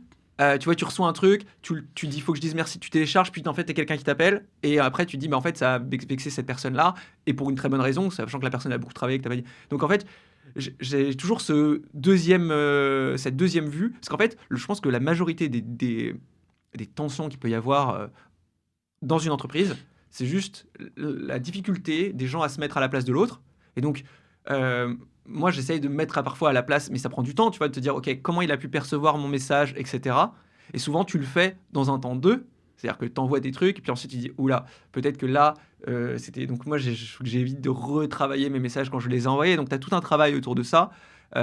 Et ça demande du temps, je pense, de réfléchir à comment l'autre perçoit les actions. Et ce temps-là, malheureusement, quand tu es sous pression, bah, tu le prends pas. Et c'est des exercices, nous on a pris je pense, non. Après les petites crises qu'on a eues, enfin les grosses crises qu'on a eues en 2022-2023, Thibaut et moi on s'est fait coacher. Et une partie de mon travail avec ma coach, c'était de lui montrer les messages que j'envoyais, qu'elle me disait, et qu'elle me fasse réfléchir à comment l'autre personne l'avait pu percevoir. Et ensuite, tu vois, tu essaies de te mettre à la place. Et une des valeurs clés de partout, c'est l'empathie. Et l'empathie, parfois, elle résiste pas à la pression qu'il peut y Vous avoir. avez mis dans vos valeurs l'empathie. Ouais, les 3 valeurs historiques de partout, c'est curiosité, empathie et fun. Et après, on y en a simplicité, excellence et impact. Ok. Empathie. Je crois que c'est la première fois que j'entends. C'est mieux que bienveillance. Ouais, Mon galvaudé. mais c'est marrant parce que donc, moi, quand je suis arrivé chez Partout, les valeurs, elles étaient déjà définies. Et tu vois, fun, c'est vraiment une boîte de 2015 qui aurait mis fun. Tu vois, aujourd'hui, J'avoue que j'ai pas réagi, mais tu vois, ça m'a fait aujourd'hui, marrer, ça ouais. fait un peu valeur MDR. c'est tu vois, clair, c'est et clair, donc, c'est clair. fun, mais pourtant, ça fait partie des valeurs que moi, j'aime beaucoup chez Partout. Parce que tu as vraiment un peu le côté. Tu vois, quand on se demande si on doit se déguiser ou pas, on se dit, bah ouais, si, on se déguise, quoi. Pour les trucs. Enfin, Oui, tu vois, j'ai vu que ton séminaire au parc Astérix, là, vous. Ouais, mais ça c'était il y a longtemps, mais il continue à le faire. Savinien et notre CTO Jonas, il continue à se déguiser pour les annonces et tu vois, pour les annonces de la roadmap. Ouais. Et là, on a fait un événement qui s'appelle le Partout Product Show où on a fait venir 200 directions marketing. Et Thibaut, mon associé, quand il a fait, ils ont fait un peu une pièce de théâtre pour la démo. Il a porté un t-shirt, une veste de cash converter pour montrer qu'il était le responsable de magasin. Mais même ça, tu vois, se déguiser un peu avec une fausse, avec une vraie perceuse où on faisait genre, on la ramenait. Ils faisaient des discussions en mode pièce de théâtre devant tous nos clients pour montrer en fait des mises en situation de notre produit, comment ils pouvaient aider dans la relation client. Et moi, je trouvais ça marrant parce qu'à un moment, ils prennent une vraie perceuse qu'ils avaient achetée avec le vrai t-shirt, la vraie veste de travail de cash converter. Et tu vois, c'était assez cool parce que je me disais, ça a fait rire les gens. Ils disaient merci beaucoup pour cette perceuse et ils racontaient tout le truc. Et je me suis dit, ça fait partie de nos valeurs de faire un truc un peu marrant, un peu décalé, ouais. un peu décalé, même devant tous nos clients. C'est cool de le garder. Ouais. C'est cool de le garder. Je pense que c'est ton ADN aussi d'avoir ce côté créatif et de l'exprimer, d'oser. C'est bien. Moi, je suis arrivé dans la boîte, les 3 valeurs fun, curiosité et empathie, elles étaient déjà définies. Et après, ce qui reste à faire, c'est définir comment elles s'appliquent, quels sont les rituels, etc. Mais moi, c'est des valeurs dans lesquelles je me suis retrouvé, mais vraiment de fou. Et c'est un truc qui nous a d'ailleurs été poussé par un des premiers investisseurs au départ. Il y a eu Olivier Vaury qui a mis quelques dizaines de milliers d'euros, donc un tout petit peu, pour lancer la boîte. Et c'était le directeur financier d'Amazon. Et il nous a dit, les premières choses que vous devez faire, c'est travailler sur vos valeurs, qui vous recrutez, pourquoi. Et je me rends compte qu'aujourd'hui, c'est des fondamentaux de la manière dont nous, on essaie de réfléchir. Et potentiellement, si je devais remonter une boîte, je pense que la première chose que je ferais, c'est définir les valeurs que j'ai envie d'avoir. Et tu vois, je me pose même les trucs pour ma vie privée. C'est quoi les valeurs qui sont importantes pour moi, pour mon couple, pour ma famille plus tard. Et c'est con, ça fait vraiment, j'applique des méthodes. Mais tu vois, te dire c'est quoi les choses qui sont importantes. C'est ta colonne vertébrale en fait. Et je trouve que les valeurs, elles doivent servir dans une boîte ou dans une vie, comme tu dis, à prendre des décisions. C'est-à-dire quand tu es confronté à un conflit, en fait, si ta valeur fondamentale, c'est, je sais pas, par exemple, la transparence non violente, tu t'obliges à dire déjà, et puis tu t'obliges aussi à le faire de façon constructive, quoi, pour pas que ce soit que ça mette un coup de couteau dans la relation. Donc je trouve que c'est hyper important de définir ces valeurs. Je suis d'accord avec toi. Et du coup, Ça me fait rebondir sur ce que tu viens de dire. Il y a un événement important qui va t'arriver dans quelques semaines. Oui, Tu vas être papa pour la première fois. oui, Félicitations, enfin, merci. en avance. Et qu'est-ce que ça te fait? Comment tu te sens par rapport à ça? C'est pas un sujet dont je suis hyper à l'aise de trop parler en public. Je suis très heureux. C'est quelque chose qui me. Bah, je suis très très content. C'est une étape dans ma vie qui est hyper importante. Je suis un peu stressé parce que tu réalises pas forcément pour le moment parce que l'enfant est pas né. Et puis, je pense que je suis un peu stressé parce que tu te dis que bah, il peut y arriver plein de choses. Et donc, moi, je suis un peu dans une phase où j'attends et j'attends ce moment qui va être sans doute un moment magnifique.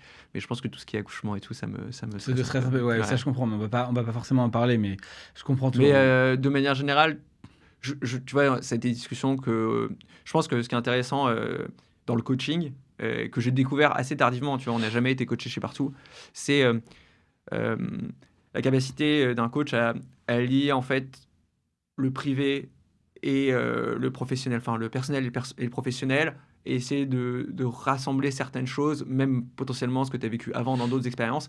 Et tu vois, on a beaucoup travaillé autour de ça parce que je suis un peu, tu l'as dit, dans une boulimie de travail. Je sors un deuxième livre, je fais des trucs sur l'IA, etc.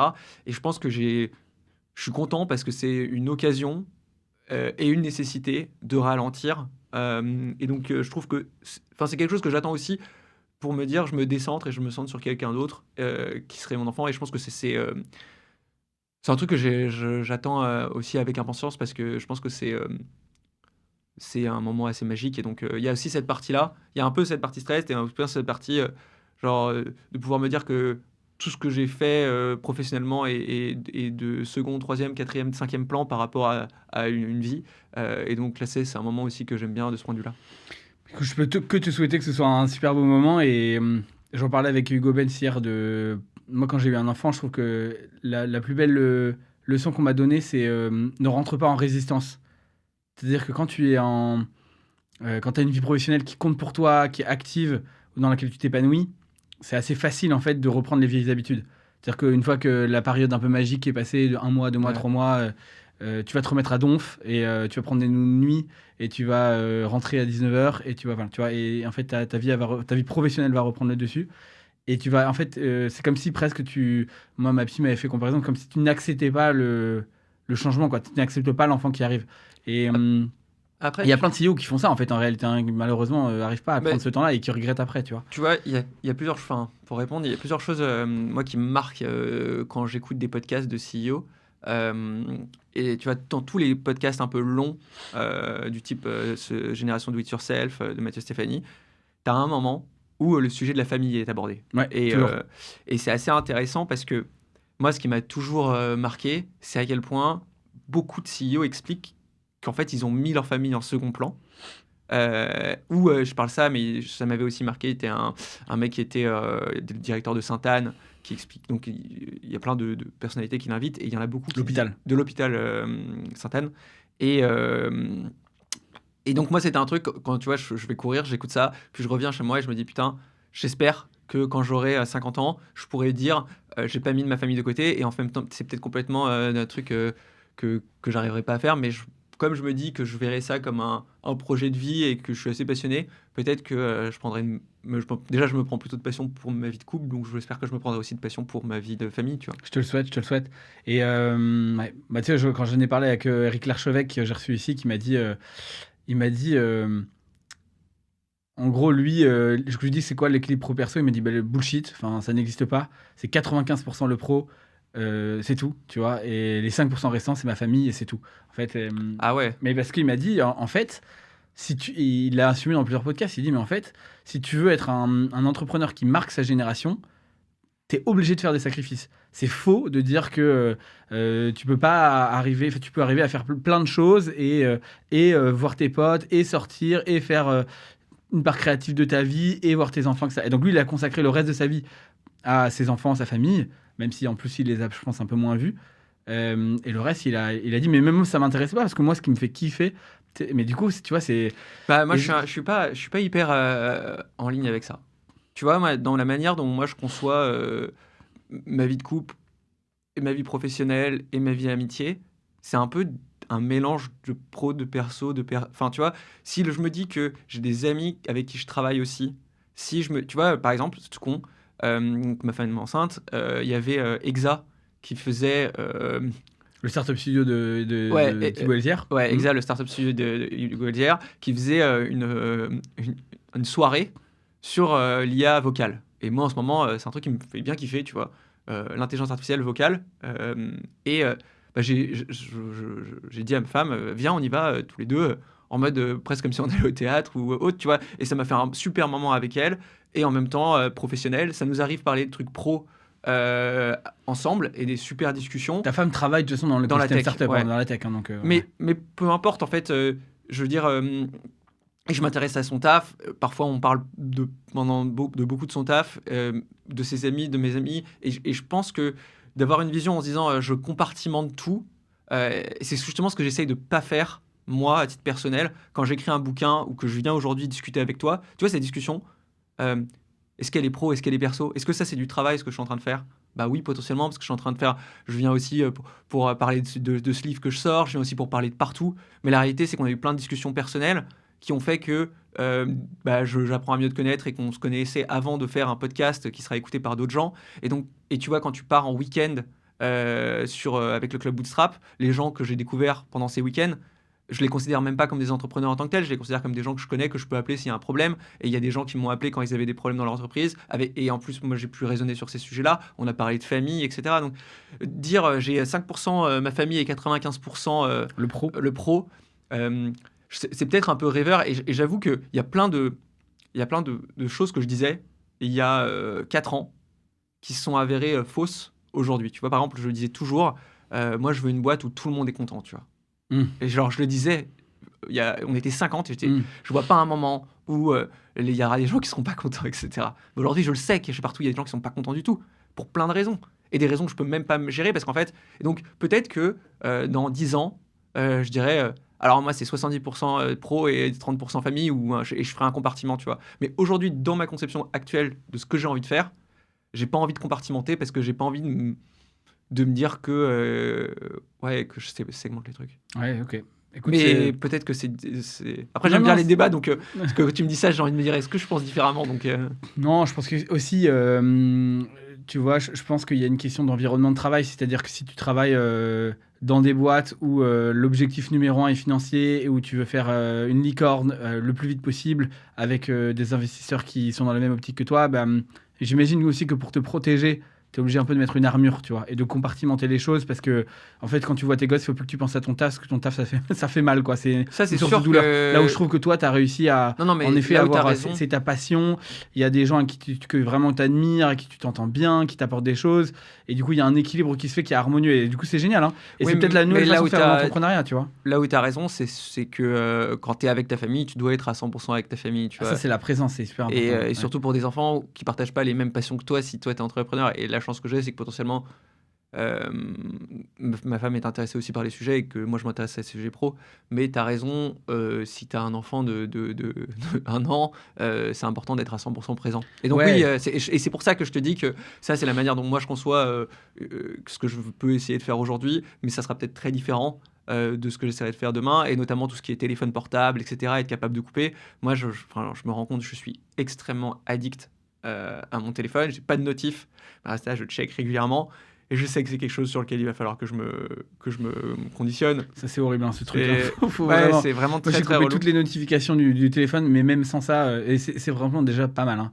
Ouais. Toi, t'as encore des notifications? Non, je même pas WhatsApp ou quoi, mais résultat, pareil, tu vois, beaucoup mieux. Ouais, mais résultat, je fais des checks. Ouais. Donc, c'est pas forcément mieux. Et tu sais, t'as des réflexes. Ça, c'est vraiment un truc. Je pense le mieux, c'est de le laisser dans une autre pièce, je trouve. Ouais.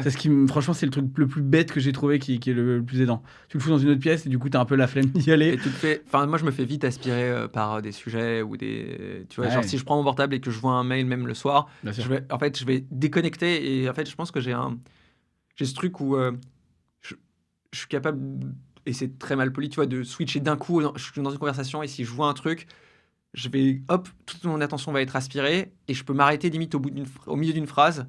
Et tu vois, j'ai une sorte de focus trop fort et qui est très désagréable pour les gens et sur lequel il faut que je travaille parce que Parce qu'en fait, le téléphone, il t'aspire et tu as Ah tout ouais. d'un coup une montée de charge, de stress ou de plein de pensées qui te viennent.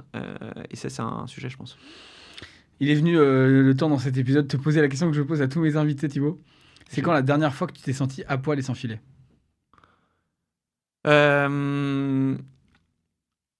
C'était avec Thibaut quand on a fait, mais j'en parle pas mal dernièrement, c'est quand on a fait les Q&A anonymes.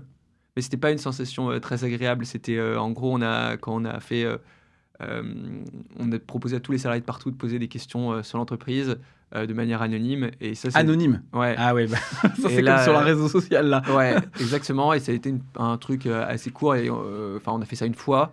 Mais ouais, je me suis dit, mais putain, je suis un peu à poil et genre les gens.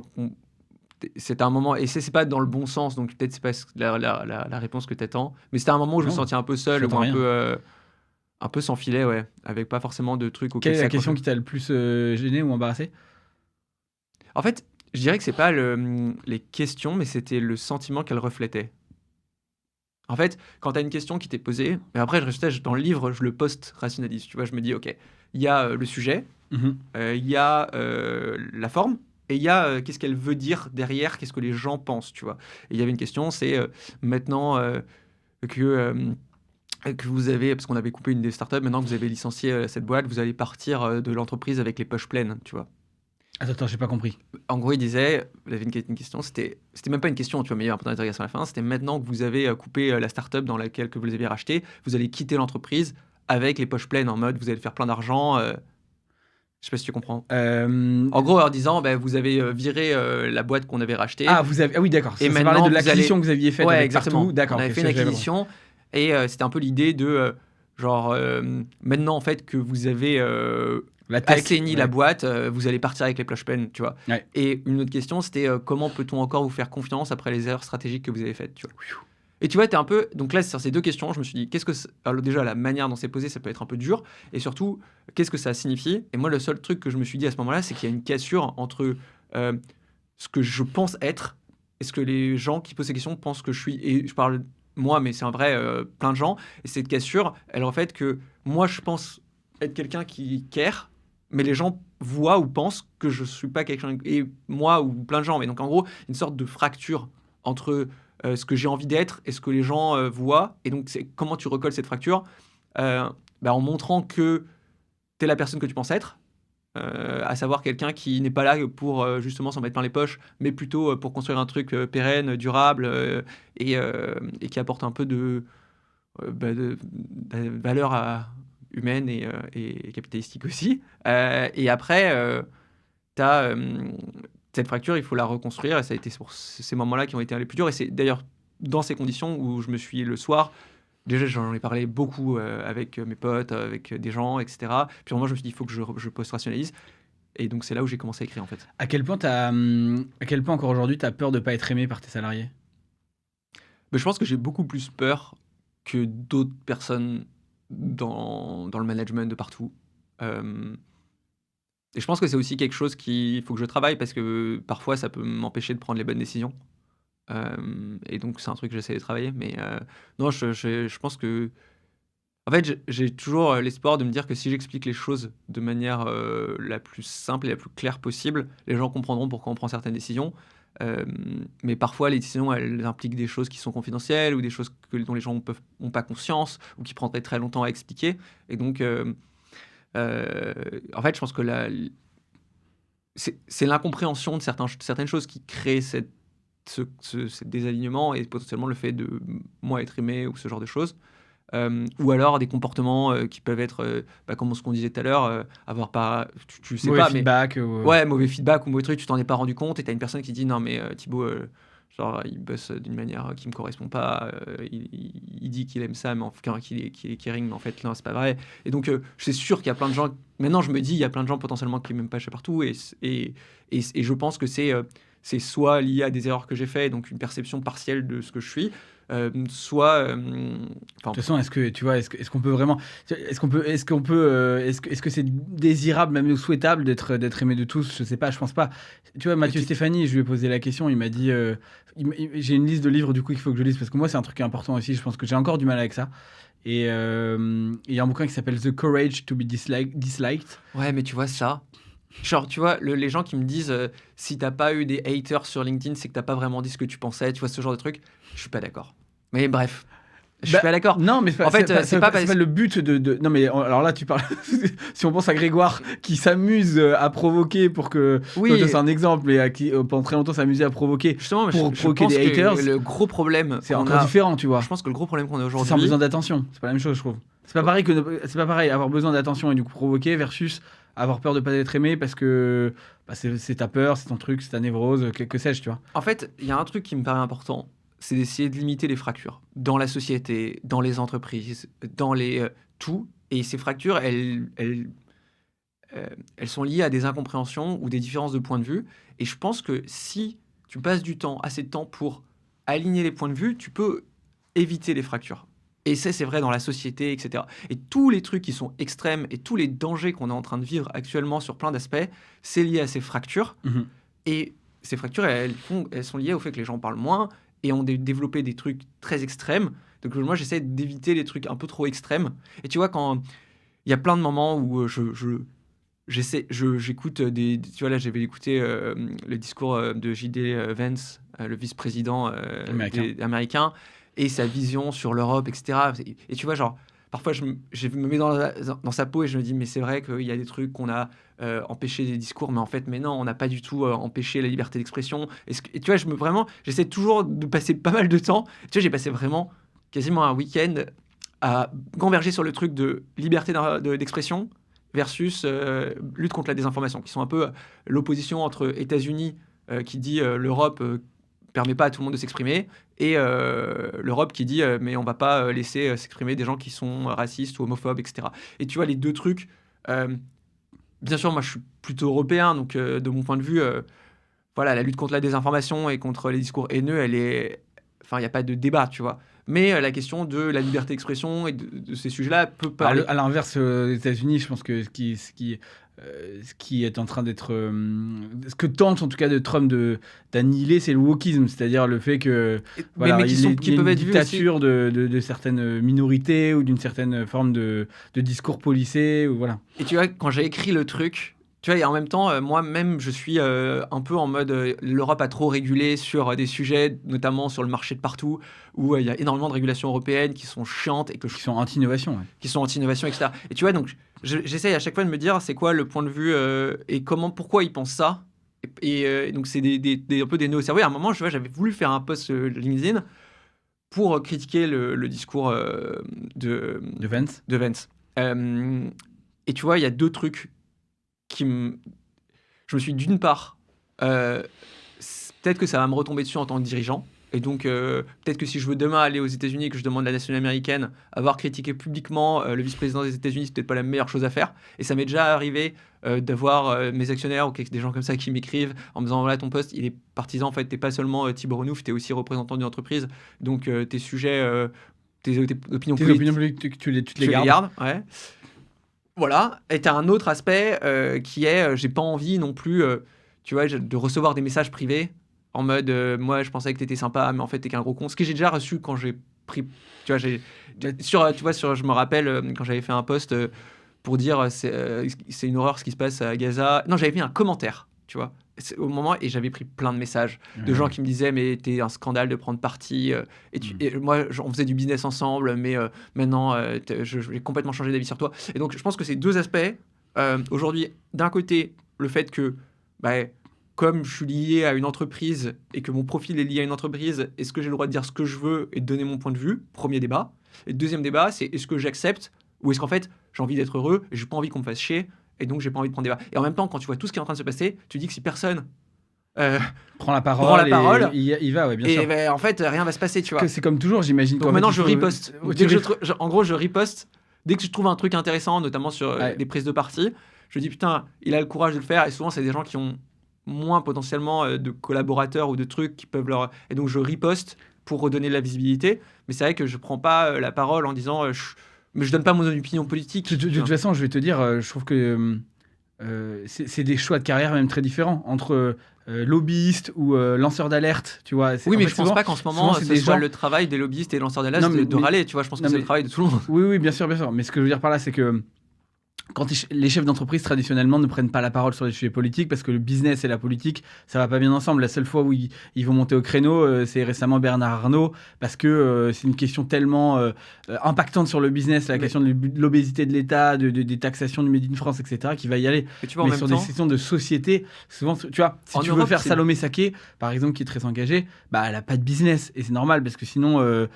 En fait, tu vois, même Musk à l'extrême, dans un autre extrême, tu sais que les ventes de Tesla, elles prennent cher parce que même s'il a beaucoup plus de pouvoir en réalité, donc je pense qu'il y gagne.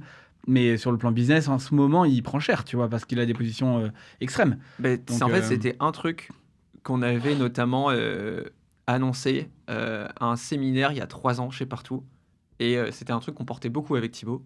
C'était qu'en tant qu'entrepreneur, en tant que dirigeant d'entreprise, on avait envie que les valeurs de Partout puissent avoir un impact sur la société, tu vois. Et c'était un truc qu'on avait dit, c'est-à-dire qu'il y a des sociétés aujourd'hui dans le monde qui ont plus de chiffre d'affaires que des PIB d'État et qui ont plus de poids sur la manière dont on vit les choses, c'est-à-dire Facebook ou autre, tu as beaucoup plus d'impact que le dirigeant de certains pays, tu vois. Et si ces gens-là prennent pas les valeurs de l'entreprise et leurs valeurs pour aussi conduire un peu leurs actes, bah, tu arrives à un monde où en fait tu es dirigé par que des choses capitalistes, etc. Et donc on avait affirmé que Partout voulait prendre des décisions liées aux valeurs de l'entreprise, business. Et par exemple, un truc tout con, au Brésil, on était présent au Brésil, on avait des clients et il y a eu l'autorisation de vendre des armes. Donc c'est-à-dire que tu pouvais avoir un magasin qui vendait des armes et ça a été voté par le gouvernement. Et on a eu un customer success brésilien qui nous a dit, donc un sales qui a vendu du référencement de magasins d'armes au Brésil. Et là, le customer success nous dit, mais attendez, moi je ne vais pas référencer des magasins d'armes au Brésil, je suis complètement contre ce sujet-là. Et en fait, Et donc on s'est dit, c'est quoi les magasins qu'on a le droit de référencer? Est-ce que c'est la loi française? Est-ce que c'est la loi du pays? Donc on a appelé le client, on lui a dit, désolé, on ne va pas vous aider à référencer des armes. Et donc en gros, on a eu des débats très fondamentaux sur est-ce qu'on a le droit de référencer des choses qui sont pas en ligne avec nos valeurs. Si demain on signe Total, est-ce qu'on va dire non? Parce qu'il y a des gens qui pourraient nous dire, moi je veux pas référencer les stations essence, tu vois. Est-ce que si c'est des prostituées, c'est plus facile? Mais des vendeurs d'armes, tu vois, en fait tu peux rentrer dans un débat où de toute façon, en tant que dirigeant, tu vas à un moment avoir des questions qui vont être posées sur toi, qu'est-ce que tu crois fondamentalement. et du coup, dans ces moments, qu'est-ce que tu arbitres alors, toi? Nous, ce qu'on a dit, Si c'est c'est... Total, tu fais quoi? Comment? Si c'est Total, tu fais quoi? Aujourd'hui, alors tu as plusieurs aspects. Donc déjà, je pense que nous, on signe, mais tu as des critères. Typiquement, pour être Bicorp, c'est des trucs qui sont importants pour nous. Tu dois pas avoir un certain pourcentage de ton chiffre d'affaires qui dépend de clients dans ce secteur-là. Et après, est-ce que c'est une bonne manière de faire les choses? Parce que de toute façon, on a tous besoin d'essence pour prendre la voiture. Et je pense pas que tous ceux qui prennent la voiture soient pas écolos. Donc, vraiment, tu vois, c'est des sujets. Et même, tu vois, tout ce que je suis en train de dire, et je pense que ça, c'est aussi mon caractère. Je me dis, comment les personnes qui sont vraiment pas d'accord avec ce que je dis peuvent le prendre et comment ça peut avoir un impact sur Partout, etc. Donc, tu vois, tu as aussi la question de prendre parole en public sur des sujets qui sont pas du tout préparés, que j'ai pas, mais qui sont des... Voilà, Bien sûr.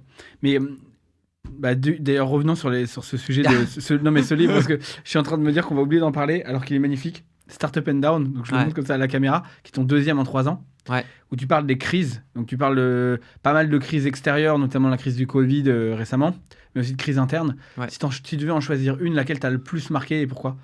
La seule qui m'a le plus marqué, c'était celle de la dette technique, parce que c'était la première, et c'est celle qui m'a fait beaucoup stresser à l'époque.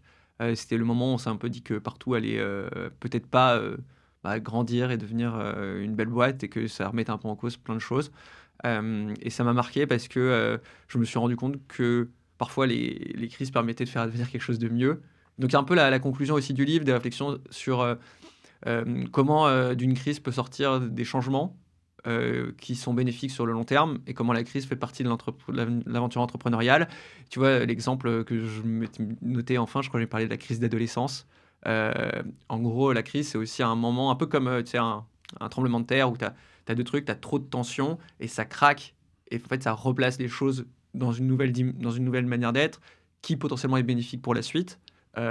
Si on arrive à en tirer parti et qu'aussi c'est pendant les plus grandes crises que potentiellement tu revois ta stratégie, que tu sèmes des graines que tu vas récolter plus tard, que il y avait aussi un truc qui m'avait fait marrer qui était la phrase, je crois que c'était Bernard qui avait dit quand on fait du vélo, c'est pas dans les plaines qu'on fait la différence, c'est dans les côtes.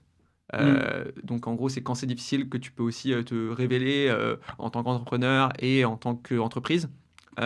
Donc ça a été un moment assez fort parce que je me rappelle, il y avait toute une réflexion autour de c'est la manière dont tu te comportes par rapport à la crise qui va faire que tu vas en faire quelque chose de bien ou de pas bien, quoi. Et à ce moment-là, il y avait je crois que j'en parle aussi dans le bouquin, j'en ai parlé aussi dans le premier, qui a été le moment où Thibaut avait sorti du Crémant à 10h du mat et qu'on avait trinqué aux galères qu'on vivait actuellement et qu'on s'en rappellerait toute notre vie parce que c'était aussi les galères qui faisaient le truc. Je me rappelle, c'était vraiment, on avait pris du mousseux dégueulasse à 10h le matin dans des flûtes en plastique.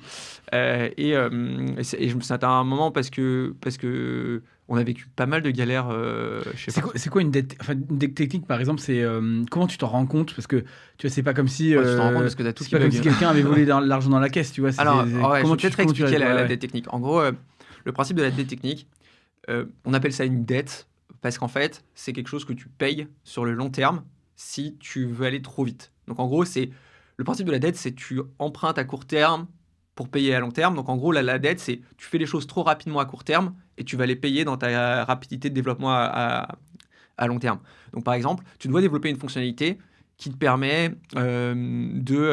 d'écrire un livre, tu vois. Mais tu peux la coder n'importe comment, faire beaucoup de code, et là, tu vas le faire plus rapidement et ça va pas être propre. Mais comme tu l'as développé rapidement, tu vas pouvoir sortir quelque chose en production, c'est-à-dire en sortir et que tes utilisateurs vont l'utiliser. C'est ce qu'on appelle un MVP, Minimum Viable Product. Tu sors une première version, et là, on va dire, ah, mais je voudrais aussi faire un résumé du livre ou une nouvelle fonctionnalité. Et en fait, tu vas être happé dans des développements de nouvelles fonctionnalités. Plus tu développes par-dessus quelque chose qui est mal codé, plus tu vas devoir payer un jour le retravail de l'ensemble. Donc, cette dette, elle est contractée à partir du moment où tu commences à écrire du code.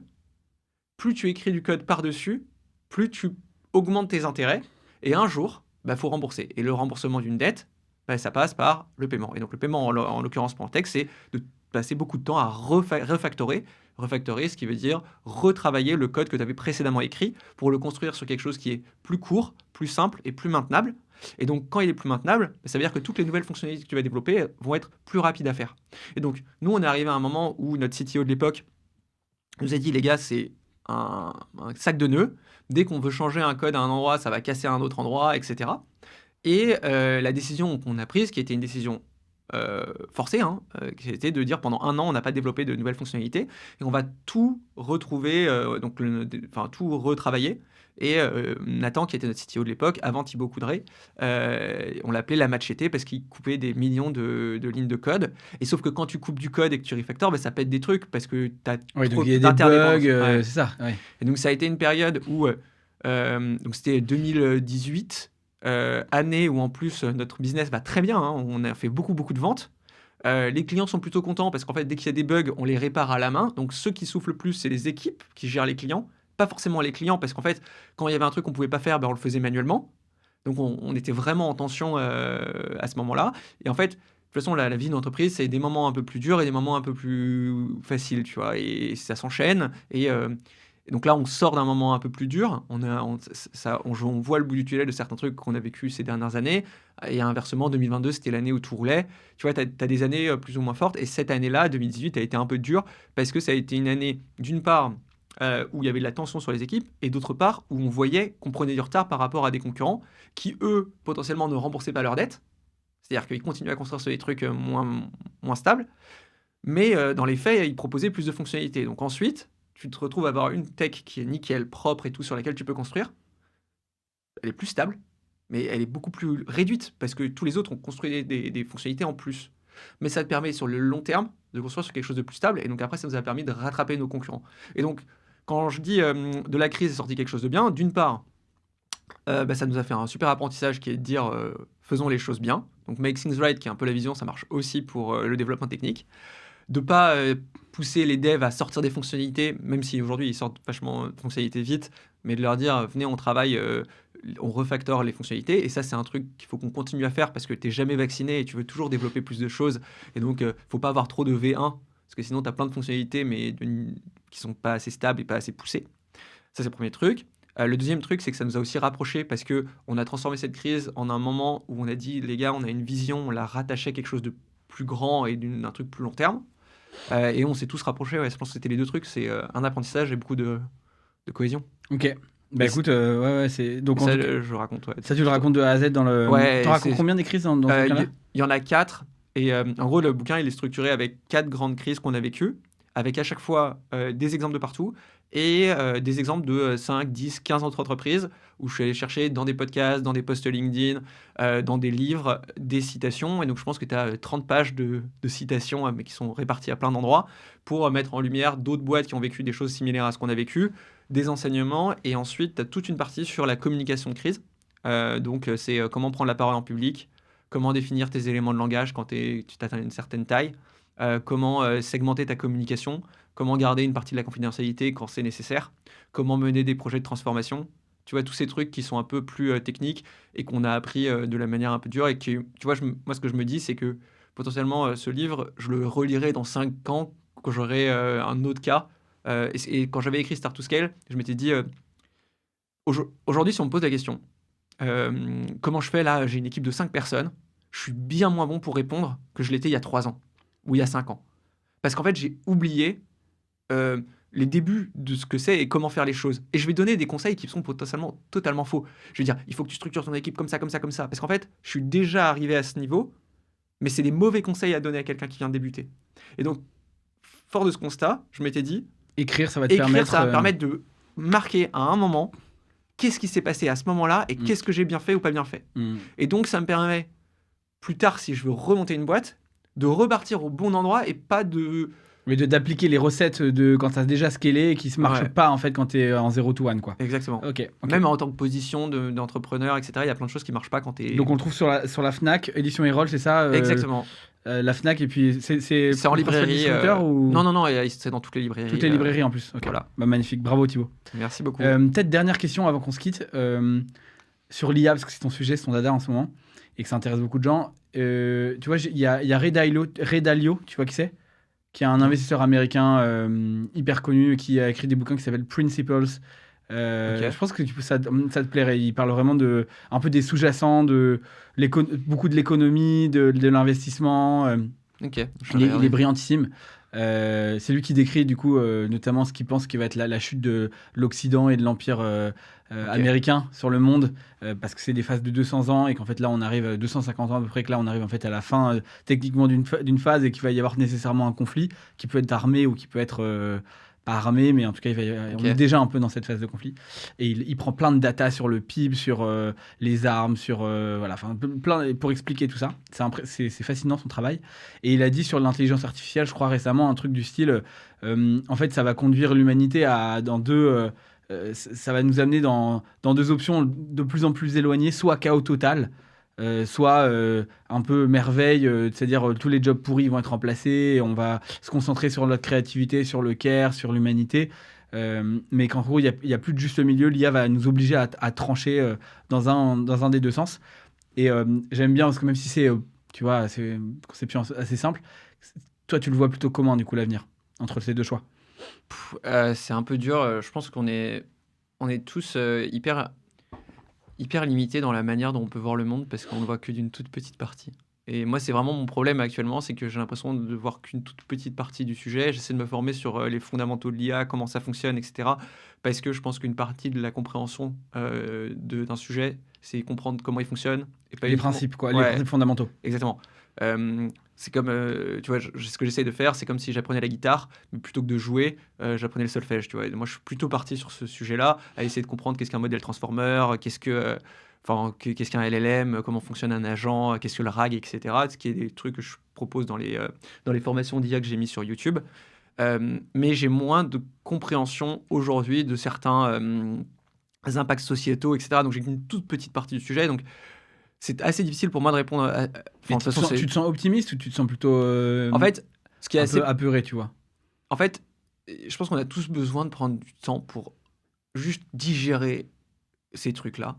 Et mon problème actuellement, c'est qu'à chaque fois que je vois un truc qui sort, je le vois, je réfléchis, je me dis: «OK, ça, comment ça va avoir un impact sur tel truc, tel truc, tel truc?»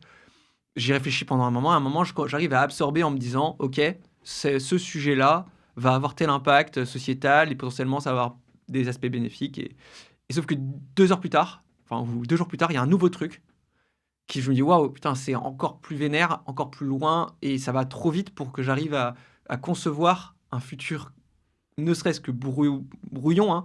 Donc tu vois, quand je vois Deep Research qui est arrivé, c'était avant-hier sur, ChatGPT, même si c'est sur d'autres, je me dis: «Putain, là, on va encore un cran plus loin». Quand il y avait le vocal qui était arrivé, je me disais: «On va encore un» et donc C'est un peu comme la dette j'ai technique, quoi.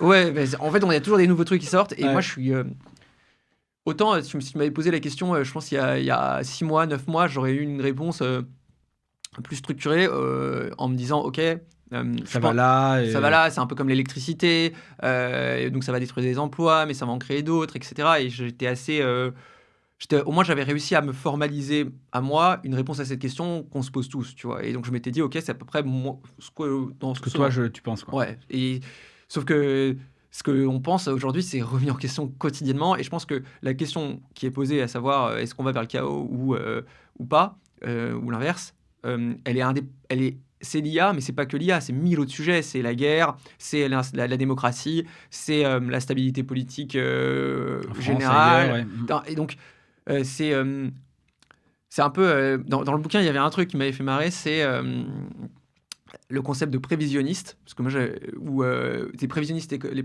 gens qui font de la prévision d'économie, tu vois, et les cycles de Kondratiev, les cycles de Schumpeter. Et il y avait une phrase, c'était la seule fonction des prévisionnistes, c'est de rendre les astrologues respectables. Ou un truc comme ça, tu vois. En gros, en disant qu'aujourd'hui, dans le monde dans lequel on vit, qui bouge trop vite, essayer de faire des prévisions, c'est un peu. Après, C'est un peu. tu crois pas que... Non, mais ça, je suis complètement d'accord avec toi, effectivement. Et puis, c'est très facile souvent de prédire le chaos parce que les gens auront oublié si ça se passe pas et si ça s'est bien passé, ils pourront toujours dire: «Ah, vous vous souvenez quand ce mec-là a dit ça?» Oui, et c'est Mais comme les gens qui prévoient les matchs de foot et qui font plein de tweets pour prévoir tous les matchs de foot de la ouais, Coupe du voilà, Monde et après ils suppriment tous ceux qui avaient. c'est exactement. Et, non, et à quoi je pensais, c'est que oui. Est-ce que tu crois pas quand même qu'on va pas avoir un phénomène un peu bulle internet dans les années 2000 où là, effectivement, sur le plan du business, j'ai l'impression qu'on repart dans un cycle où dès que tu mets IA sur ton pitch deck pour un investisseur, ta valo fait x2. Enfin, ça te redevient un petit peu ridicule, quoi, j'ai l'impression. T'as un des trucs que moi j'avais, enfin qui est assez connu, hein, c'est qui est assez connu dans le monde des crises, des révolutions, etc. que j'avais lu, qui était, je crois que c'est la loi d'Amara, qui dit que on sous-estime les transformations à long terme et on surestime à court terme. Et donc je pense que c'est à peu près ce qui se passe sur l'IA, c'est-à-dire que là tout le monde en parle, il y a des spécialistes d'IA partout, etc. Et donc je fais partie dans le sens où je parle de l'IA, mais je ne considère pas spécialiste des sujets plus. Enfin, déjà, je suis pas assez spécialiste parce que je sais pas coder, etc. Mais tu as beaucoup, beaucoup de gens qui parlent sur ces sujets-là.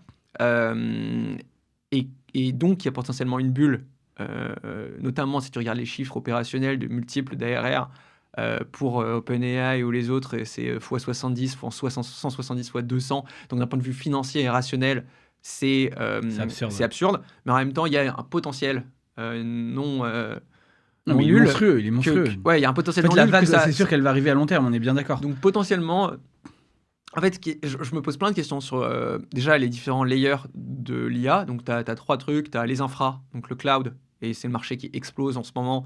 Euh, Toutes les boîtes font énormément d'argent, les Microsoft, enfin Azure, les AWS. Tu as toute la partie infra, tu as la partie modèle et tu as la partie application. Ma vision sur la partie modèle, c'est que j'ai l'impression que on fait des modèles de mieux en mieux et de moins en moins chers. Et donc j'ai l'impression que chaque jour, tu as un nouveau modèle qui sort. Et donc que les modèles vont baisser de prix et qu'à la fin, on aura énormément de capacité de calcul et de capacité d'intelligence. Maintenant, la vraie question que je me pose, c'est quelle va être la rapidité de transition et d'absorption de l'économie réelle, du monde réel, de ces capacités de calcul qui sont de plus en plus puissantes et dont les coûts vont baisser. Et c'est ce passage-là que personne ne peut prédire. Parce que oui, en fait, aujourd'hui, on a des puissances de dingue en termes de calcul, etc. Mais on n'a pas une économie qui est capable de Ouais, l'absorber. je suis d'accord. Et donc, ça va prendre plus de temps que prévu, je pense, que pour... parce qu'aujourd'hui, tout le monde montre des démos de dingue. Mais en fait, il y a plein de cas où ça marche pas, où c'est... Et et toi, même les boîtes sont pas et prêtes. toi, perso, par exemple, c'est quoi l'usage le plus courant que tu as, toi, de l'IA? Pour me former. C'est-à-dire, par exemple? Bah, quand j'écoute un podcast sur l'IA ou sur n'importe quel sujet, bah, je mets pause. Et dès que je comprends pas un truc ou qu'il y a un sujet qui m'intéresse, tu vois, là c'est sur la loi d'Amara, j'aurais mis pause et j'aurais marqué peux-tu m'expliquer la loi d'Amara et toutes ses implications? Et l'IA va m'expliquer, je vais le lire. En fait, je consomme du contenu par arbre, ok. comme ça. En fait, aujourd'hui, on fait tout ça. C'est-à-dire qu'on utilise l'IA comme des LLM qui vont choper de la bonne information, te la résumer, selon ton prisme. Ouais, en fait, c'est ça. Et c'est plutôt sur des questions complexes, je l'utilise assez peu pour... Enfin, quoique... Non, je pense que j'utilise ChatGPT comme toi, moi, je fais quotidiennement pareil. Et beaucoup à la voix. Pas en voix-voix, mais en voix écrit. Et notamment pour des sujets de transcript ou de retravailler des idées que j'ai quand je suis en train de marcher ou ce genre de choses. Mais tu vois, encore une fois, est-ce que c'est le monde dans lequel on a envie de vivre de toujours... Ça, c'est sûr. Mais un truc qui marche bien, fonctionnalité que j'avais pas prévue, c'est coaching. Ah ouais, on m'a dit que... Je l'ai fait plusieurs fois et c'est assez ouf. En fait, il faut que tu lui demandes de te poser les questions les unes après les autres, parce que sinon il t'en pose 47 sur ton problème. Tu lui dis, tu me les poses contextuellement et les unes après les autres. Et franchement, moi, il m'a aidé des fois où je me disais, waouh, tu vois, pouvais pas appeler ma psy sur le moment. Ouais. Incroyable. Enfin, c'est smart, quoi. Et empathique. Je suis compatis avec ton problème. Bon courage. Tu sais, je me pose... par exemple, quand j'écris un livre, là, je le sors et je me disais, mais en fait, dans 5 ans, plus personne n'écrira le livre, tu vois. Parce que, en fait, on pourrait écrire un livre en tapant un sujet, en disant « Parle-moi des crises, trouve-moi des contenus avec des exemples, etc. » Et en fait, et pareil pour un coaching, pareil pour... Et en fait, je pense qu'on va juste revaloriser la réalité, le fait que ça soit des humains qui les aient faits.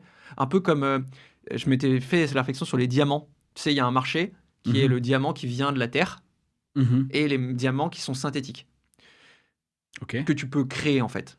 Donc concrètement, tu prends un diamant et tu prends des métaux et tu vas les faire marcher, ça te fait un diamant, tu vois, avec pression, etc. Et ça te refait la même chose et on peut pas faire la différence entre un faux diamant et un diamant qui vient de la Terre. Mais pourtant, les vrais diamants valent 100 fois plus en termes d'argent que les faux diamants.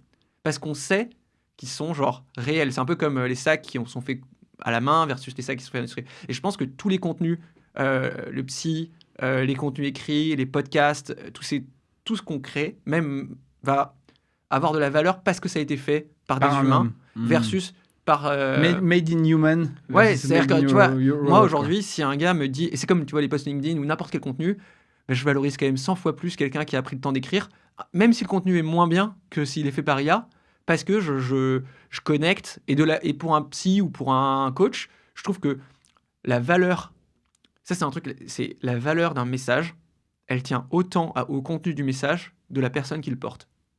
Donc si toi tu me parles et que tu m'expliques un truc et que tu es un humain et que tu es coach, tu as vécu, etc., peu importe ce que tu me dis, je trouverais que ça a plus de valeur parce que c'est toi qui le portes et qui me le dis, et je le retiendrai mieux que si c'est une IA. Et ça, c'est des réflexions que j'ai pas mal en ce moment, c'est finalement de où viennent les choses compte autant, enfin qui les a faites que plutôt que... Ouais, je comprends. Et bon, tu vois, en fait, chacun de ces sujets peut être creusé pendant des heures et c'est assez compliqué. Et voilà, mais écoute... Comme tout le monde, je suis un peu perdu. c'est la conclusion sur ce sujet, on est tous paumés. Ok, pour conclure, qu'est-ce que je peux te souhaiter, qu'est-ce qu'on peut te souhaiter pour cette année qui vient, Thibaut? Plein de bonheur, comme tout le monde, et plein de bonheur, j'espère, avec ma vie de famille aussi, et que le livre se vende aussi bien, qui est un de mes sujets avant de partir pour mon congé Pâques. Combien de temps de pause tu vas prendre? Je pense que je vais prendre 1 mois, et après, je vais prendre un peu de télétravail dans les Landes avec ma femme. Bon, profitez bien de ce moment de famille, et c'était un plaisir de te recevoir, Thibaut. Merci beaucoup. À plus. Merci d'avoir écouté cet épisode de À poil et sans filet. Si vous avez aimé, n'hésitez pas à nous mettre 5 sur 5 sur la plateforme de votre choix parce que ça nous aide énormément à faire grandir le format. Il est retrouvable sur Deezer, sur Apple, sur Spotify, sur YouTube en vidéo si vous avez envie aussi. Donc n'hésitez pas à partager, à nous mettre 5 sur 5, ça nous aide. Et surtout, à très bientôt pour le prochain épisode.